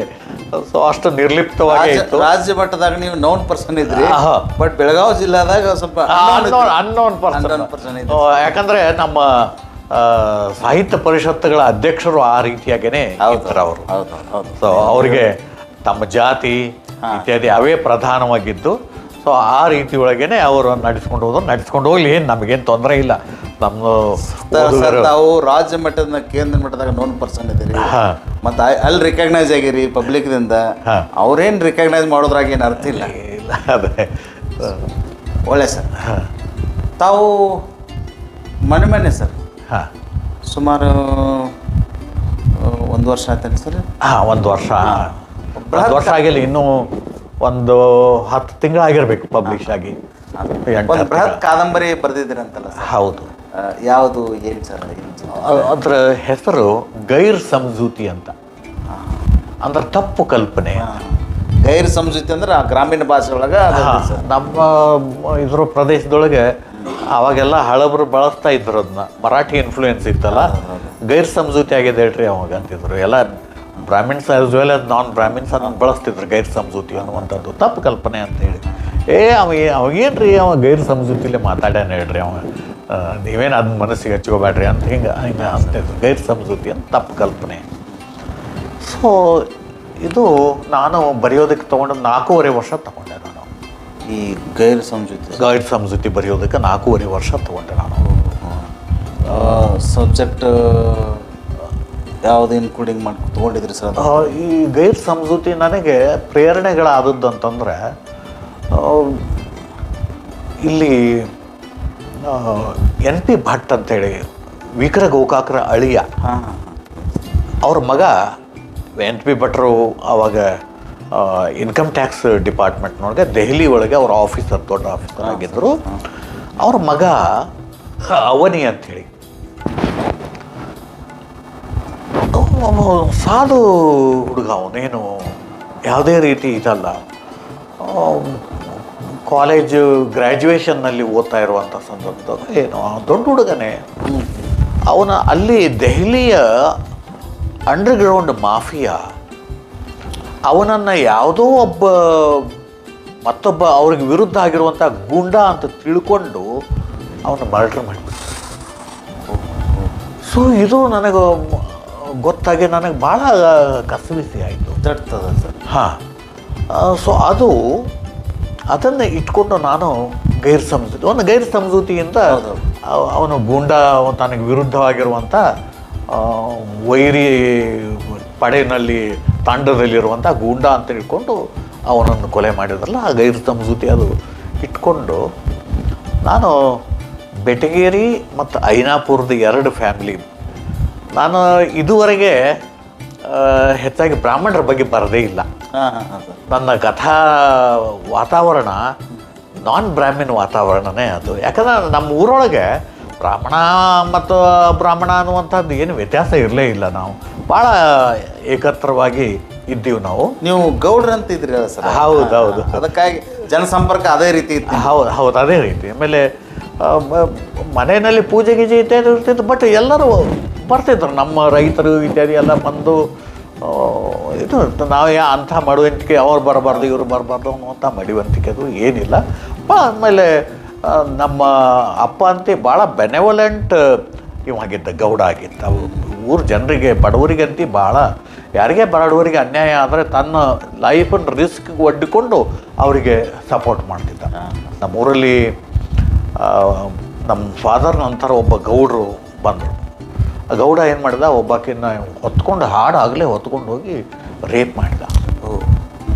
ಸೊ ಇದನ್ನು ಕೋರ್ಟ್ನಲ್ಲಿ ಫೈಟ್ ಮಾಡಿ ನಮ್ಮ ಫಾದರ್ ಫೈಟ್ ಮಾಡಿದ್ರು. ಆಕೆ ಪರವಾಗಿ ನಿಂತು ಆಮೇಲೆ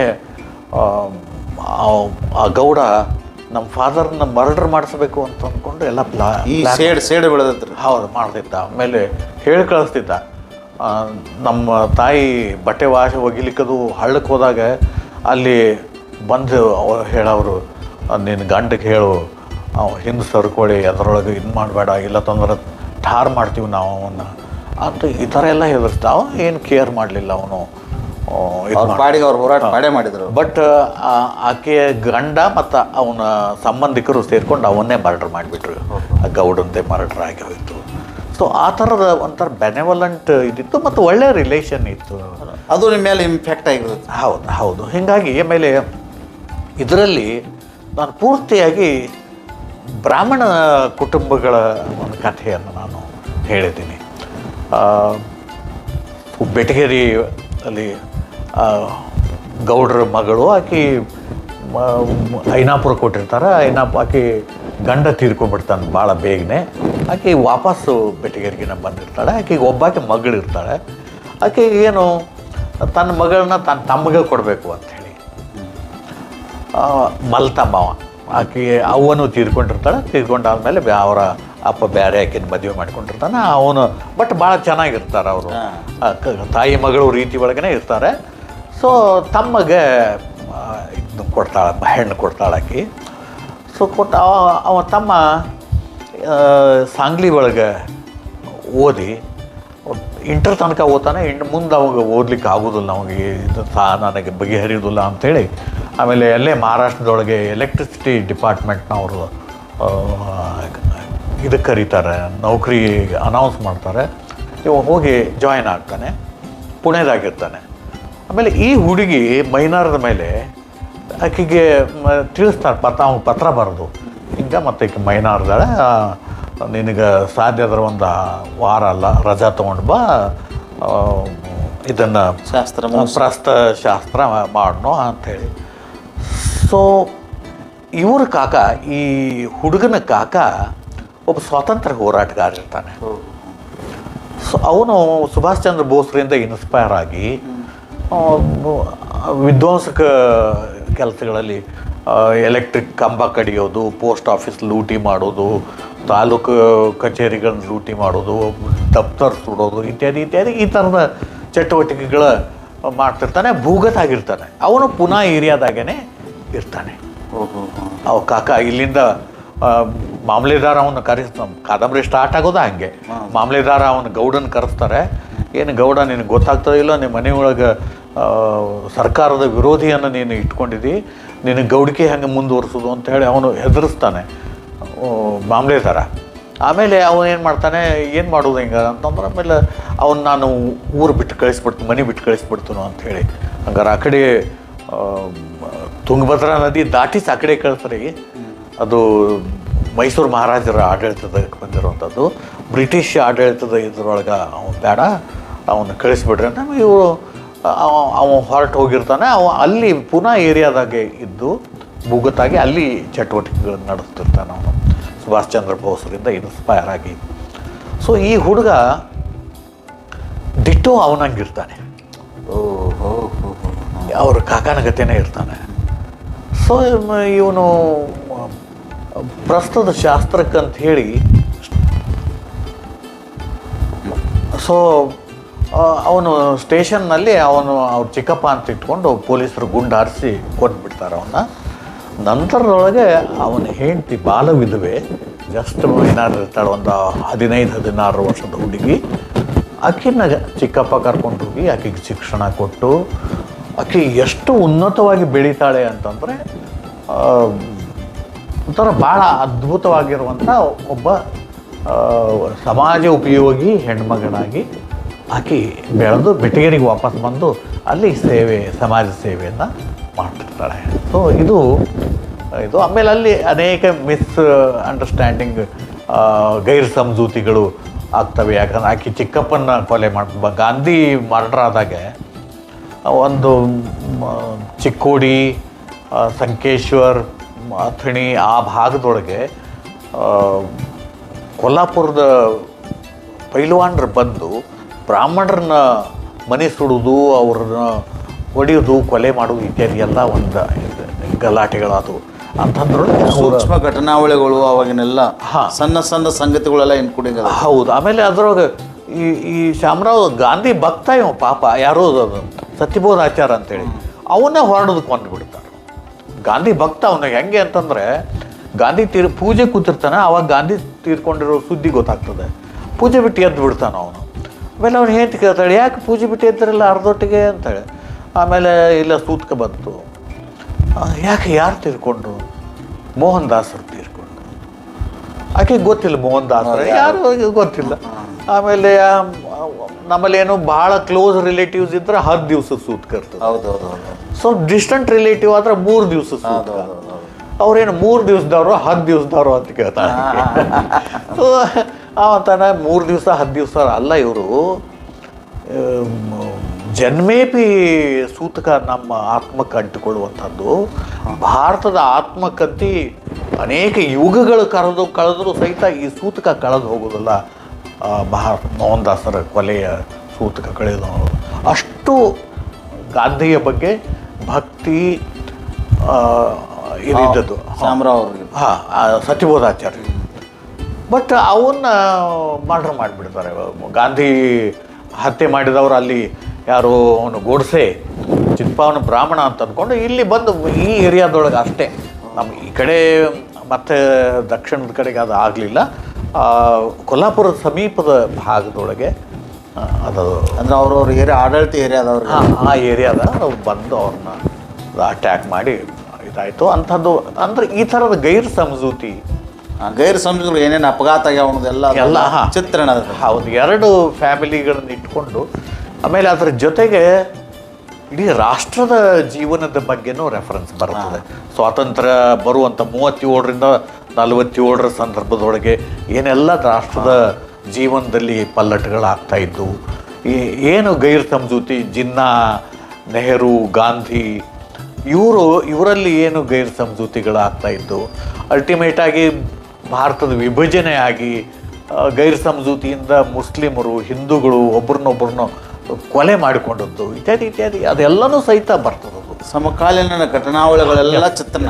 2 ಕುಟುಂಬ ಇಟ್ಕೊಂಡು ಅದು ರಾಷ್ಟ್ರದ ಕಥನವನ್ನೇ ಹೇಳುವಂಥ ಒಂದು ಪ್ರಯತ್ನ. ಅದಕ್ಕಾಗಿ ಅದು ಪ್ರತಿಗಳು ಆಲ್ರೆಡಿ ಸೋಲ್ಡ್ ಔಟ್ ಆಗ್ಯಾವ. ಹೌದು. 6 ತಿಂಗಳೊಳಗೆ ಅದರದ್ದು ಪ್ರತಿಗಳೆಲ್ಲ ಸೋಲ್ಡ್ ಔಟ್ ಆಗಿ ಈಗ ಎರಡನೇ ಎಡಿಷನ್ ಬರ್ತಾ ಇದೆ ಈಗ. ಭಾಳ ಚೆನ್ನಾಗಿ ರಿಸೀವ್ ಮಾಡಿದರು. ಹಾಂ ಸರ್. ಆಮೇಲೆ ಓದಿದವರೆಲ್ಲರೂ ನನಗೆ ಫೋನ್ ಮಾಡಿ ಏನು ಅದ್ಭುತ ಕಾದಂಬರಿ ಸರ್ ಅನ್ನುವಂಥ ಮಾತನ್ನು ಹೇಳಿದ್ದಾರೆ. ಆಮೇಲೆ ನನಗೆ ಓದುಗರಲ್ಲೇ ನಂಬಿಕೆ, ವಿಮರ್ಶಕರಲ್ಲಿ ನಂಬಿಕೆ ಇಲ್ಲ, ನನಗೆ ಓದುಗರಲ್ಲಿ ಭಾಳ ನಂಬಿಕೆ. ಆ ನಂಬಿಕೆಯನ್ನು ಈ ಗೈರ್ ಸಮಜೂತಿ ಸಹಿತ ಸಾಬೀತು ಮಾಡಿದ್ದರು. ಒಳ್ಳೆ ಸರ್. ತಮ್ಮ ಸಮಗ್ರ ಸಾಹಿತ್ಯ ಕೃಷಿಗೆ ಸರ್ ವಿವಿಧ ಸಂಘ ಸಂಸ್ಥೆಗಳು, ಸರ್ಕಾರಗಳು ತಮಗೆ ಗೌರವಿಸಿದ ಪ್ರಶಸ್ತಿಗಳು ಯಾವ ಅಂತೀರಿ?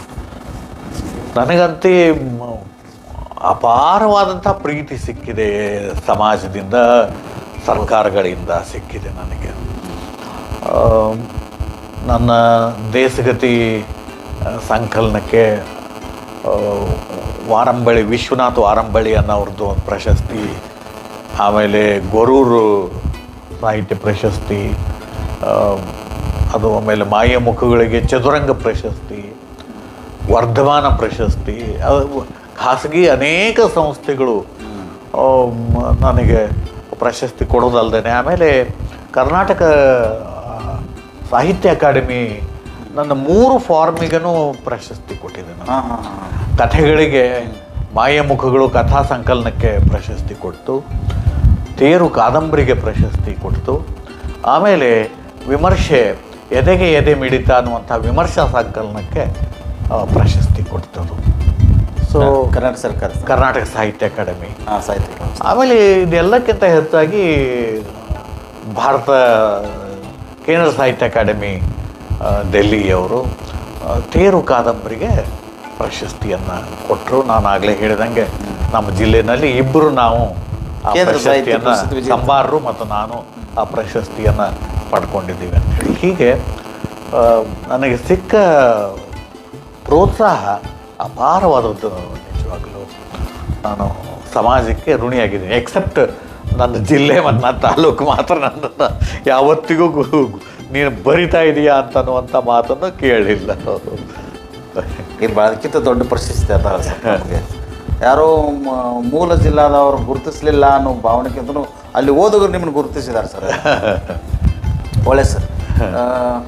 ತಾವು ಬೆಟಗೇರಿ ಕೃಷ್ಣ ಶರ್ಮಾ ಅವರ ಟ್ರಸ್ಟಿನ ಅಧ್ಯಕ್ಷರಾಗಿದ್ದೀರಿ. ಹಾಂ ಹೌದು. ಈ ಹಿನ್ನೆಲೆಯೊಳಗೆ ಸರ್ ಅಲ್ಲೆಲ್ಲ ಈ ಅಭಿವೃದ್ಧಿ ಕೃಷ್ಣ ಶರ್ಮಾ ಸರ್ ಅವರ ಹೆಸರಿನ ಮೇಲೆ ಮಾಡಬೇಕೆಂದಿರುವ ಕಾರ್ಯಗಳು ಸರ್, ಮಾಡದೇ ಉಳಿದಿರುವಂಥ ಕಾರ್ಯಗಳು ಯಾವ ಅಂತೀರಿ ಸರ್? ಸೊ ಬೆಟಗೇರಿ ಕೃಷ್ಣ ಶರ್ಮಾ ಟ್ರಸ್ಟಿನ ಅಧ್ಯಕ್ಷತೆ ವಹಿಸಿದ ಕೂಡಲೇ ನಾನು ಮೊದಲು ಮಾಡಬೇಕಾದ್ದು ಏನು ಅಂತಂದರೆ, ಕೃಷ್ಣ ಶರ್ಮರ ಪುಸ್ತಕಗಳು ಯಾವುವು ಮಾರ್ಕೆಟ್ನಲ್ಲಿ ಸಿಗ್ತಿರ್ಲಿಲ್ಲ. ಈಗಲೂ ಆ ಸಮಸ್ಯೆ ಇದೆ.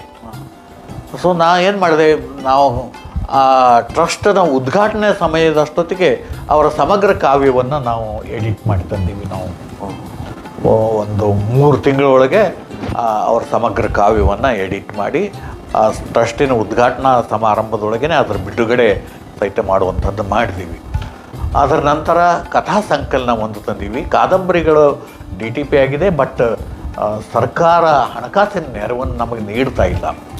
ಸೊ ಹೀಗಾಗಿ ಅದನ್ನು ಇನ್ನೂ ಅವರ ಸಾಹಿತ್ಯದ ಪ್ರಕಟಣೆಯ ಕೆಲಸ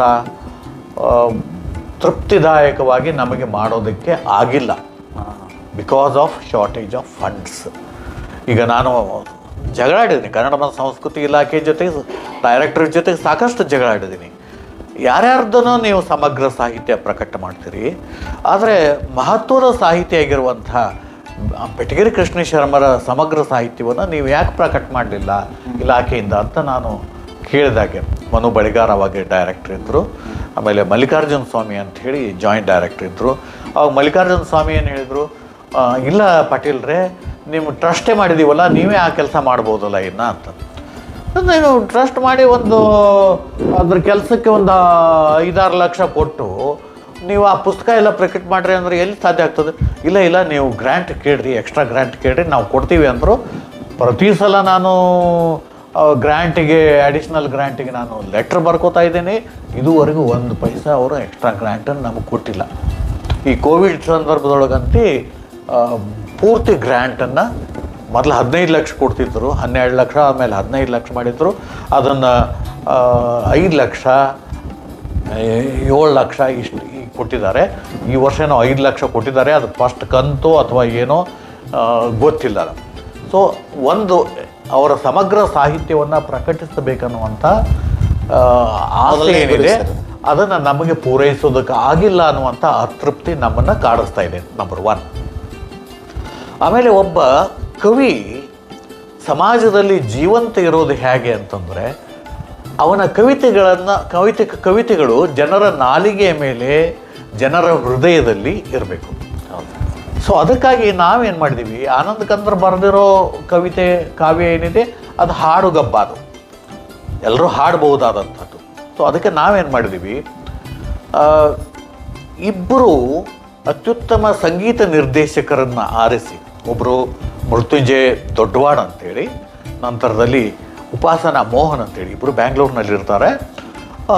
ಅಸೈನ್ ಮಾಡಿ ಅವರಿಂದ ಒಂದು CD ಮಾಡಿಸಿದ್ದೀವಿ. ಆನಂದ್ ಕಂದರ 10 ಕವಿತೆಗಳ ಒಂದು CD ಮಾಡಿಸಿದ್ದೀವಿ. CD ಮಾಡಿಸಿ ಆಮೇಲೆ ಏನು ಮಾಡಿದ್ದೀವಿ ಅಂತಂದರೆ ಅವರನ್ನೇ ಕರ್ಕೊಂಡು ಹೋಗಿ ನಾಡಿನ ಬೇರೆ ಬೇರೆ ಭಾಗದಲ್ಲಿ ಆನಂದ ಕಂದರ ಕವಿತೆಗಳನ್ನು ಹಾಡೋದಕ್ಕೆ ತರಬೇತಿ ಕೊಟ್ಟಿವಿ ನಾವು. ವಿಶಿಷ್ಟ ರೀತಿಯಿಂದ ಹಾಡುವಂಥ ತರಬೇತಿ ಕೊಟ್ಟಿವಿ. ಎಷ್ಟು ಸುಮಾರು ಇದುವರೆಗೆ ಕರ್ನಾಟಕದಾದ್ಯಂತ ಒಂದು 50 ಮೇಲೆ ಅಂಥ ತರಬೇತಿ 3 ದಿನಗಳ ತರಬೇತಿ ಶಿಬಿರಗಳನ್ನ ಏರ್ಪಾಡು ಮಾಡಿ 2 ದಿವಸಕ್ಕಂತಂದರೆ ಅವರು ಮಕ್ಕಳು ಮೇಲೆ ದೊಡ್ಡವರು, ಹಾವೇರಿ ಒಳಗೆ ದೊಡ್ಡ ಹೆಣ್ಮಕ್ಳೆಲ್ಲ ಬಂದು ಆ ಶಿಬಿರದಲ್ಲಿ ಪಾಲ್ಗೊಂಡ್ರು. ಸುಮಾರು ಒಂದು ಏನಿಲ್ಲ ಅಂತಂದ್ರು ಒಂದು ಕರ್ನಾಟಕದಾದ್ಯಂತ ಒಂದು ಸಾವಿರಾರು ಜನ ಹಾಡುಗಾರರು ಆನಂದ ಕಂದರ ಗೀತೆಗಳನ್ನು ಹಾಡುವಂಥ ತರಬೇತಿಯನ್ನು ಪಡ್ಕೊಂಡಿದ್ದಾರೆ. ಆಮೇಲೆ ಬೆಂಗಳೂರಿನಲ್ಲಿ ಯಾವುದೇ ಕಾರ್ಯಕ್ರಮ ಆದರೆ, ಸುಗಮ ಸಂಗೀತದ ಕಾರ್ಯಕ್ರಮ ಆದರೆ ಆನಂದ ಕಂದರ ಹಾಡುಗಳನ್ನ ಹಾಡ್ತಿರ್ಲಿಲ್ಲ.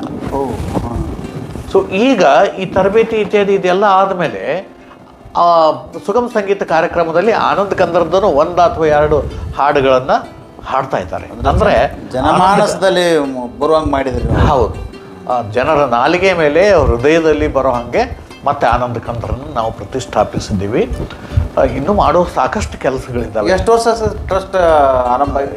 2011ರಲ್ಲಿ ಅದು ಇದಾಯಿತು. ಬಟ್ 2011ಕ್ಕೆ ನಮಗೆ ಗ್ರ್ಯಾಂಟ್ ಬರಲಿಲ್ಲ. ಅದರ ತನ್ನ ಇನ್ನು ಫಂಕ್ಷನ್ ಶುರು ಮಾಡಿದ್ದು, ಕೆಲಸ ಮಾಡೋದಕ್ಕೆ ಶುರು ಮಾಡಿದ್ದು 2012ರಿಂದ ಶುರು ಮಾಡಿದ್ದು. ಸರ್, ಇಲ್ಲಿವರೆಗೆ ಪ್ರಶಸ್ತಿ ಯಾರ್ಯಾರಿಗೆ ಕೊಟ್ಟಿದ್ದೀರಿ ಸರ್? ನಾವು ಏನು ಮಾಡಿದ್ದೀವಿ ಅಂತ, ಆನಂದ ಕಂದರು 6 ಕ್ಷೇತ್ರದಲ್ಲಿ ಅತ್ಯುತ್ತಮವಾಗಿರುವಂಥ ಸಾಧನೆಗೈದವರು. ಒಂದು ಕಾವ್ಯ, ಕಥೆ, ಕಾದಂಬರಿ, ಸಂಶೋಧನೆ, ವಿಮರ್ಶೆ, ಜಾನಪದ ಮತ್ತು ಪತ್ರಿಕೋದ್ಯಮ 6 ಕ್ಷೇತ್ರಗಳಲ್ಲಿ ಅವರು ಸೇವೆ ಮಾಡಿದ್ದಾರೆ. ಆದ್ದರಿಂದ ನಾವೇನು ಅಂದ್ಕೊಂಡಿವಿ, ಈ 6 ಕ್ಷೇತ್ರಗಳಲ್ಲಿ ಕನ್ನಡಕ್ಕೆ ಅತ್ಯುತ್ತಮ ಸೇವೆ ಮಾಡಿದಂಥವರಿಗೆ ನಾವು ಪ್ರಶಸ್ತಿ ಕೊಡಬೇಕು ಅಂತ ಅಂದ್ಕೊಂಡು ಮೊದಲೇನಂತ ಅಂದ್ಕೊಂಡಿವಿ, 1 ವರ್ಷ ಕಾವ್ಯ, ಅದರ ನೆಕ್ಸ್ಟ್ ಇಯರ್ ಕಥೆ, ಕಾದಂಬರಿ, ವಿಮರ್ಶೆ, ಸಂಶೋಧನೆ, ಜಾನಪದ ಮತ್ತು ಪತ್ರಿಕೋದ್ಯಮ ಅಂತೇಳಿ 6 ವರ್ಷದ ಸೈಕಲ್ ಆಗ್ತಿತ್ತು. ಗಿರಡ್ಡಿಯವರು ತಮಾಷೆ ಮಾಡಿದ್ರು, ಏನರಪ್ಪ ನೀವು ಈಗ ವಿಮರ್ಶೆಗೆ ಈ ವರ್ಷ ಕೊಟ್ರಿ, ಯಾರಿಗೂ ಕೊಟ್ರಿ, ಇನ್ನು 6 ವರ್ಷ ತನಕ ನಾವು ಬದುಕಿರ್ಬೇಕಲ್ಲ, ನೀವು ನಮಗೆ ಕೊಡ್ಬೇಕಾ ಯಾವಾಗ ಅಂತ ತಮಾಷೆ ಮಾಡಿದರು. ಪಾಪ ಹೋಗೇ ಬಿಟ್ಟರು ಅವ್ರು, ಹಾಗೆ ಆಯ್ತದು. ಸೊ ಆವಾಗ ನಾವು ಮೆಂಬರ್ಸ್ ಎಲ್ಲ ಯೋಚನೆ ಮಾಡಿ ಈ ಸೈಕಲನ್ನು ಇದನ್ನು ಮಾಡೋಣ, 2 ವರ್ಷದ ಸೈಕಲ್ ಮಾಡೋಣ ಅಂತೇಳಿ ಮಾಡಿ, ಕಾವ್ಯ, ಕಥೆ, ಕಾದಂಬರಿ 1 ವರ್ಷ, ಅದರ ನೆಕ್ಸ್ಟ್ ಇಯರು ಸಂಶೋಧನೆ, ವಿಮರ್ಶೆ, ಜಾನಪದ ಮತ್ತು ಪತ್ರಿಕೋದ್ಯಮ. ಸೊ 2 ವರ್ಷದ ಸೈಕಲ್ ಮಾಡಿದ್ದೀವಿ. ಈ ಸಲ ನಾವು ಕಾವ್ಯ, ಕಥೆ, ಕಾದಂಬರಿಗೆ ಬಹುಮಾನಗಳನ್ನು ಕೊಡ್ತಿದ್ದೀವಿ. 50,000 ರೂಪಾಯಿ ನಗದು ಮತ್ತು ಫಲಕ ಇರುತ್ತೆ. ನಾವು ಇದುವರೆಗೆ ಕಾವ್ಯಕ್ಕೆ ಬಹುಮಾನ ಕೊಟ್ಟದ್ದು ಲಕ್ಷ್ಮೀನಾರಾಯಣ ಭಟ್ರು, HS ವೆಂಕಟೇಶ್ ಮೂರ್ತಿ, ಆಮೇಲೆ ಈ ಸಲ ಸಿದ್ಲಿಂಗ್ ಪಟ್ನ ಶೆಟ್ಟಿ ಅವ್ರಿಗೆ ಕೊಟ್ಟಿದ್ದೀವಿ ಈ ಸಲ. ಆಮೇಲೆ ಕಥೆಗೆ ರಾಜಶೇಖರ್ ನೀರ್ಮಾನ್ವಿ, ಆಮೇಲೆ ಮನು ಬೆಳೆಗಾರ್, ಈ ಸಲ ವೈದೇಹಿ ಕೊಟ್ಟಿದ್ದೀವಿ ಕಥೆಗೆ. ಆಮೇಲೆ ಕಾದಂಬರಿಗೆ ಎಸ್ ಎಲ್ ಭೈರಪ್ಪ, ಆಮೇಲೆ ಬರಗೂರು ರಾಮಚಂದ್ರಪ್ಪ, ಈ ಸಲ ಕುಮ್ ವೀರಭದ್ರಪ್ಪ ಕೊಟ್ಟಿದ್ದೀವಿ. ಆಮೇಲೆ ಜಾನಪದಕ್ಕೆ ಇಮ್ರಾಪುರ್, ಸೋಮಶೇಖರ್ ಇಮ್ರಾಪುರ್ ಅವರಿಗೆ. ಅದು ಈಗ ನೆಕ್ಸ್ಟ್ ಇದು ಹೌದು, ಸೋಮಶೇಖರ್ ಇಮ್ರಾಪುರು. ಆಮೇಲೆ ವಿಮರ್ಶೆ ಸಂಶೋಧನೆಗೆ ಜಿ ಎಸ್ ಆಮೂರ್ ಅವ್ರಿಗೆ ಕೊಟ್ಟಿದ್ದೀವಿ. ಜಿ ಎಸ್ ಆಮೂರ್ ಅವರಿಗೆ ನೆಕ್ಸ್ಟ್ ಅದು ಬರಬೇಕಾದ್ರೆ ನೆಕ್ಸ್ಟ್ ರೌಂಡಿಗೆ ಸೈಕ್ಲಿಂಗ್. ಹೌದು, ಒಳ್ಳೆ ಸರ್. ಹಾಂ ಸರ್, ಅವರ ನೆನಪಿನಾಗ ಸರ್ ಬೆಟಗೇರಿ ಗ್ರಾಮದಲ್ಲಿ ಸರ್ ಒಂದು ಅವರ ಭವನ, ಶರ್ಮಾ ಅವರ ಆನಂದ ಕಂದರ ಭವನವನ್ನು ನಿರ್ಮಾಣ ಮಾಡುವುದಕ್ಕೆ ತಾವೇನು ಕ್ರಮ ಕೈಗೊಂಡಿದ್ದೀರಿ? ಇಡೀ ಕುಟುಂಬದ ಆಸೆ ಆಗಿತ್ತು. ಒಂದು ಸ್ಮಾರಕ, ಅವರ ಹೆಸರಿನಲ್ಲಿ ಒಂದು ಸ್ಮಾರಕ ನಿರ್ಮಾಣ ಆಗಬೇಕು ಅಂತನ್ನುವಂಥದ್ದು ನಮ್ಮ ಕುಟುಂಬದ ಆಸೆ ಆಗಿತ್ತು. ನಾವು ವಾಸಿಸುವ ಮನೆ ಏನಿದೆ ಅದು ಒಂದು ಸುಮಾರು 70x100 ಅಳತೆಯ ಒಂದು ದೊಡ್ಡ ಮನೆ ಐತಲ್ಲ. ಸೊ ಆ ಮನೆ ನಾವೆಲ್ಲ ನಮ್ಮ ಕುಟುಂಬಸ್ಥರು ಏನು ಮಾಡಿಕೊಟ್ಟಿವಿ, ಸರ್ಕಾರಕ್ಕೆ ಬರೆದು ಕೊಟ್ಟಿವಿ. ನಾವು DC ಒಂದು ಮೆಮೊರಾಂಡಮ್ ಕೊಟ್ಟು, ಆಮೇಲೆ DC ಹೇಳಿದ್ರು ನೀವು ಹಂಗಾರೆ ನಮಗೆ ಬರೆದು ಕೊಡ್ರಿ ಅಂತ ಬರೆದು ಕೊಟ್ಟಿವಿ. ಎಲ್ಲರೂ ಸೈನ್ ಹಾಕಿ ಕೊಟ್ಟಿದ್ದೀವಿ. ಬಟ್ ಅದನ್ನು ಒಂದು ಸ್ಮಾರಕ, ಆ ಮನೆಯೆಲ್ಲ ಬಿದ್ದು ಹೋಗಿದೆ. ಈಗ ಭಾಳ ಅದು ಕೆಟ್ಟ ರೀತಿಯ ಸ್ಥಿತಿನಲ್ಲಿದೆ. ಇದು ನಮಗೆ ನೋಡಿ ಹೊಟ್ಟೆ ಉರಿತಾ ಇದೆ. ಅದಕ್ಕೆ ಯಾಕಾದ್ರೂ ನಾವು ಇವರಿಗೆ ಸರ್ಕಾರ ಕೊಟ್ಟಿವೋ ಅಂಥೇಳಿ ಅಂತ ಯೋಚನೆ ಮಾಡುವಂಥ ಒಂದು ಸಂದರ್ಭ ಬಂದಿದೆ. ಅದಕ್ಕೆ ಸರ್ಕಾರ ಏನಾದರೂ ಅದನ್ನು ಬಳಸ್ಕೊಂಡು ಮಾಡಿದರೆ ಸರಿಯೇ. ಅದರ್ವೈಸ್ ನಾವೇನಂತ ಅಂದ್ಕೊಂಡಿದ್ದೀವಿ ಅಂತಂದರೆ, ನಮ್ಮ ತಂದೆ ಮತ್ತು ನಮ್ಮ ಚಿಕ್ಕಪ್ಪನ ಹೆಸರಿನಲ್ಲಿ ಒಂದು ಅಲ್ಲಿ ಸಮುದಾಯ ಭವನವನ್ನು ಕಟ್ಟಿಸೋದು, ಯಾರಾದರೂ ಮದುವೆ ಮಾಡಿಕೊಳ್ಳೋದಕ್ಕೆ ಅನುಕೂಲ ಆಗುವಂತೆ ಮಾಡಿಕೊಳ್ಳುವಂಥ ಒಂದು ವ್ಯವಸ್ಥೆ ಮಾಡಿವಿ. ಸರ್ಕಾರ ತನ್ನ ಕೈಯಲ್ಲಿ ಆಗೋಲ್ಲ, ಬಳಸಿಕೊಳ್ಳೋದಿದ್ರೆ ಅದನ್ನು ತನ್ನ ಕೈಯಲ್ಲಿ ಆಗೋದಿಲ್ಲ. ಟೈಮಿಂಗ್ ಬಾಂಡಿಂಗ್ ಮಾಡಿಕೊಂಡ್ರು. ಹೌದು, ಇನ್ನೊಂದು ವರ್ಷದಲ್ಲಿ ಹೌದು ಸರ್ಕಾರ ಅದನ್ನು ಉಪಯೋಗ ಮಾಡಲಿಲ್ಲ ಅಂತಂದ್ರೆ ಇದುವರೆಗೆ ಕಾಯ್ದೀವಿ. ಸೊ ನೋಡೋದು, ಅದನ್ನ ನೋಡಿ ಇನ್ನೊಮ್ಮೆ ನಾನು ಒತ್ತಡ ಹಾಕ್ತೀನಿ. ಆಮೇಲೆ ಈಗ ಒಂದು 2-3 ವರ್ಷದಿಂದ 2 ವರ್ಷ ಆಯಿತು ಕೋವಿಡ್ನಿಂದ ನಾವೇನು ಅಡ್ಡಾಡೋದಕ್ಕೂ ನಿರ್ಬಂಧ ಆಗಿದೆ, ಆಮೇಲೆ ಇದು ಮಾಡೋದಕ್ಕೂ ಸಾಧ್ಯ ಆಗ್ತಾ ಇಲ್ಲ. ಸೊ ನೋಡ್ತೀನಿ. ನಾನು ನೆಕ್ಸ್ಟ್ ಸೋಮವಾರ ಬೆಂಗಳೂರಿಗೆ ಹೊಂಟಿದ್ದೀನಿ. ಒಂದು ಕುವೆಂಪು ಭಾಷಾ ಭಾರತಿದು ಒಂದು ಅದರ ಸದಸ್ಯ ನಂದು ಮೀಟಿಂಗ್ ಇದೆ. ಸೊ ಆ ಸಂದರ್ಭದಲ್ಲಿ ಸಾಧ್ಯ ಆದರೆ ಇಲಾಖೆ ಮಂತ್ರಿ ಮತ್ತು ಇಲಾಖೆ ಅಧಿಕಾರಿಗಳನ್ನು ಭೇಟಿಯಾಗಿ ನನ್ನ ಪ್ರಯತ್ನವನ್ನು ನಾನು ಮಾಡ್ತೀನಿ. ಒಳ್ಳೆ ಸರ್. ತಾವು ಸರ್ ಇವತ್ತಿನ ಸೋಷಿಯಲ್ ಮೀಡಿಯಾದ ಯುಗದಲ್ಲಿ ಹೊಸ ಹುಡುಗರು ಸಾಹಿತಿಗಳಾಗಬೇಕು ಹೊಂಟಿದ್ದಾರೆ ಸರ್, ಬರಿತಾ ಇದ್ದಾರೆ ಸರ್.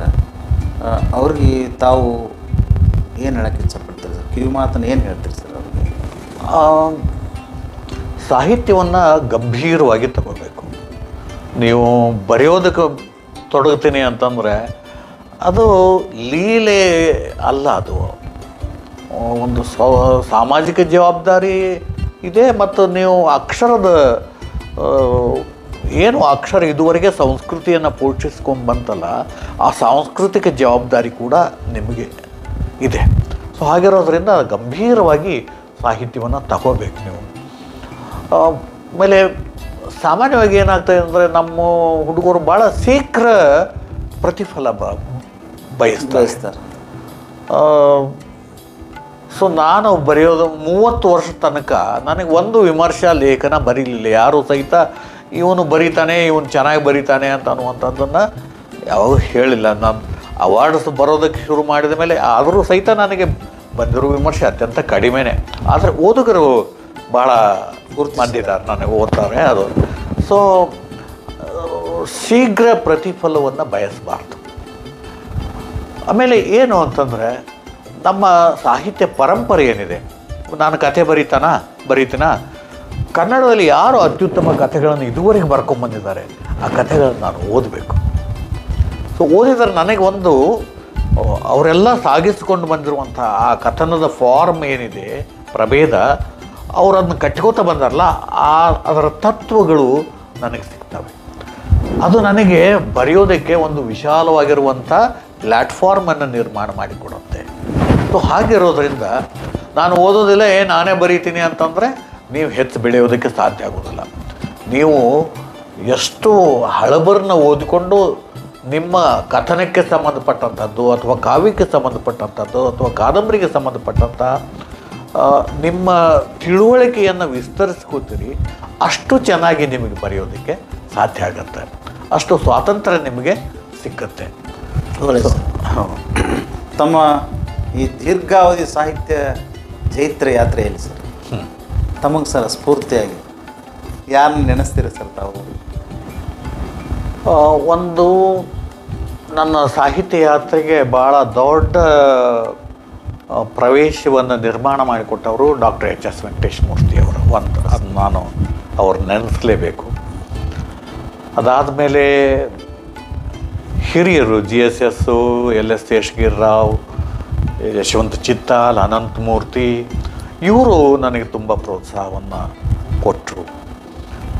ಆಮೇಲೆ ಮೂರನೇದಾಗಿ ನನ್ನ ಕುಟುಂಬ, ನನ್ನ ಅಣ್ಣ ತಮ್ಮರು ಮತ್ತು ಕುಟುಂಬ, ನನ್ನ ಹೆಂಡತಿ, ಇವರೆಲ್ಲರೂ ಸಹಿತ ನನ್ನ ಸಾಹಿತ್ಯ ಯಾತ್ರೆಗೆ ಸಾಕಷ್ಟು ಒತ್ತಾಸೆಯನ್ನು ನೀಡಿದರು. ಸೊ ಇದೆಲ್ಲದರ ಸಹಾಯದಿಂದ ಮತ್ತು ಗೆಳೆಯರು, ದೊಡ್ಡ ಗೆಳೆಯರ ಬಳಗ ಇದೆ ನನಗೆ. ಆ ಗೆಳೆಯರು ಸಹಿತ ನನಗೆ ಒತ್ತಾಸೆಯನ್ನು ನೀಡ್ತಾನೇ ಇದ್ದಾರೆ. ಸೊ ಅದರ ಹಿನ್ನೆಲೆಯಲ್ಲಿ ನಾನು ಬರಿತಾ ಇದ್ದೀನಿ. ಅವರೆಲ್ಲರಿಗೂ ನನ್ನ ಕೃತಜ್ಞತೆಗಳು ಸಲ್ಲಬೇಕು. ಒಳ್ಳೆ ಸರ್. ಇವ್ರ ಪರಿಚಯ ರೀ? ಹಾಂ, ಈಕೆ ನನ್ನ ಶ್ರೀಮತಿ ಜಯಶ್ರೀ ಪಾಟೀಲ್ ಅಂಥೇಳಿ. ನಮಸ್ಕಾರ. ಗಂದಿವಾಡ ಊರಕ್ಕೆ, ಅಲ್ಲಿ ಕುಲಕರ್ಣಿ ಮಂತಂದ ಹೆಣ್ಮಗಳು. ಇವ್ರ ತಂದೆ ಗೋಪಾಲಕೃಷ್ಣ ಗೋಪಾಲರಾವ್ ಅಂಥೇಳಿ, ಆಮೇಲೆ ತಾಯಿ ರುಕ್ಮಿಣಿಬಾಯಿ. ಒಳ್ಳೆ ಸರ್. ಮೇಡಮ್, ತಮಗೆ ಏನು ಅನ್ನಿಸ್ತದೆ? ತಮ್ಮ ಸರು ಖ್ಯಾತ ಸಾಹಿತಿಗಳಿದ್ದಾರೆ, ರಾಜ್ಯಾದ್ಯಂತ ಪ್ರಸಿದ್ಧರಾಗ್ಯಾರ. ಆ ಪ್ರಭಾವಳಿ ಹೆಂಗೆ ಅನ್ನಿಸ್ತದೆ ನಿಮಗೆ? ನನಗೆ ಭಾಳ ಸಂತೋಷ ಆಗ್ತದೆ ನೋಡ್ರಿ. ಆದ್ರೆ ಅವ್ರ ಕಷ್ಟಪಡೋದು ನೋಡಿ ಅದಕ್ಕೂ ದುಃಖ ಆಗ್ತದೆ. ದುಃಖ ಯಾಕೆ ಆಗ್ತೈತೆ ಅಂತೀರಿ? ನಿದ್ದಿಗೆಡೋದು, 24 ಗಂಟೆ ಓದೋದು, ಅವರೆಲ್ಲ ಶ್ರಮದ ಪ್ರತಿಫಲನ ಈಗ ಅವ್ರ ಹೆಸರಲ್ರಿ. ಒಳ್ಳೆ ಸರ್.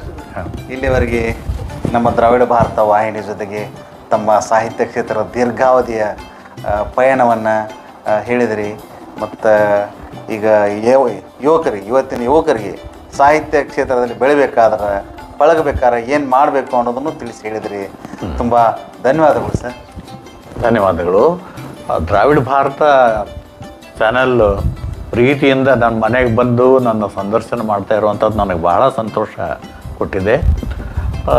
ಈ ವಾಹಿನಿ ಉತ್ತರೋತ್ತರವಾಗಿ ಬೆಳೆದು ಕನ್ನಡಿಗರ ಎಲ್ರಿಗೂ ಅವರ ಮನೆಗೆ, ಅವರ ಮನಕ್ಕೆ ಮುಟ್ಟುವಂಥ ಒಂದು ಸಾಧ್ಯತೆ ಆಗಲಿ, ನೀವು ಆ ಎತ್ತರಕ್ಕೆ ಏರಲಿ ಅಂಥೇಳಿ ನಾನು ಹಾರೈಸ್ತೀನಿ. ಒಳ್ಳೆ ಸರ್. ನಮಸ್ಕಾರ.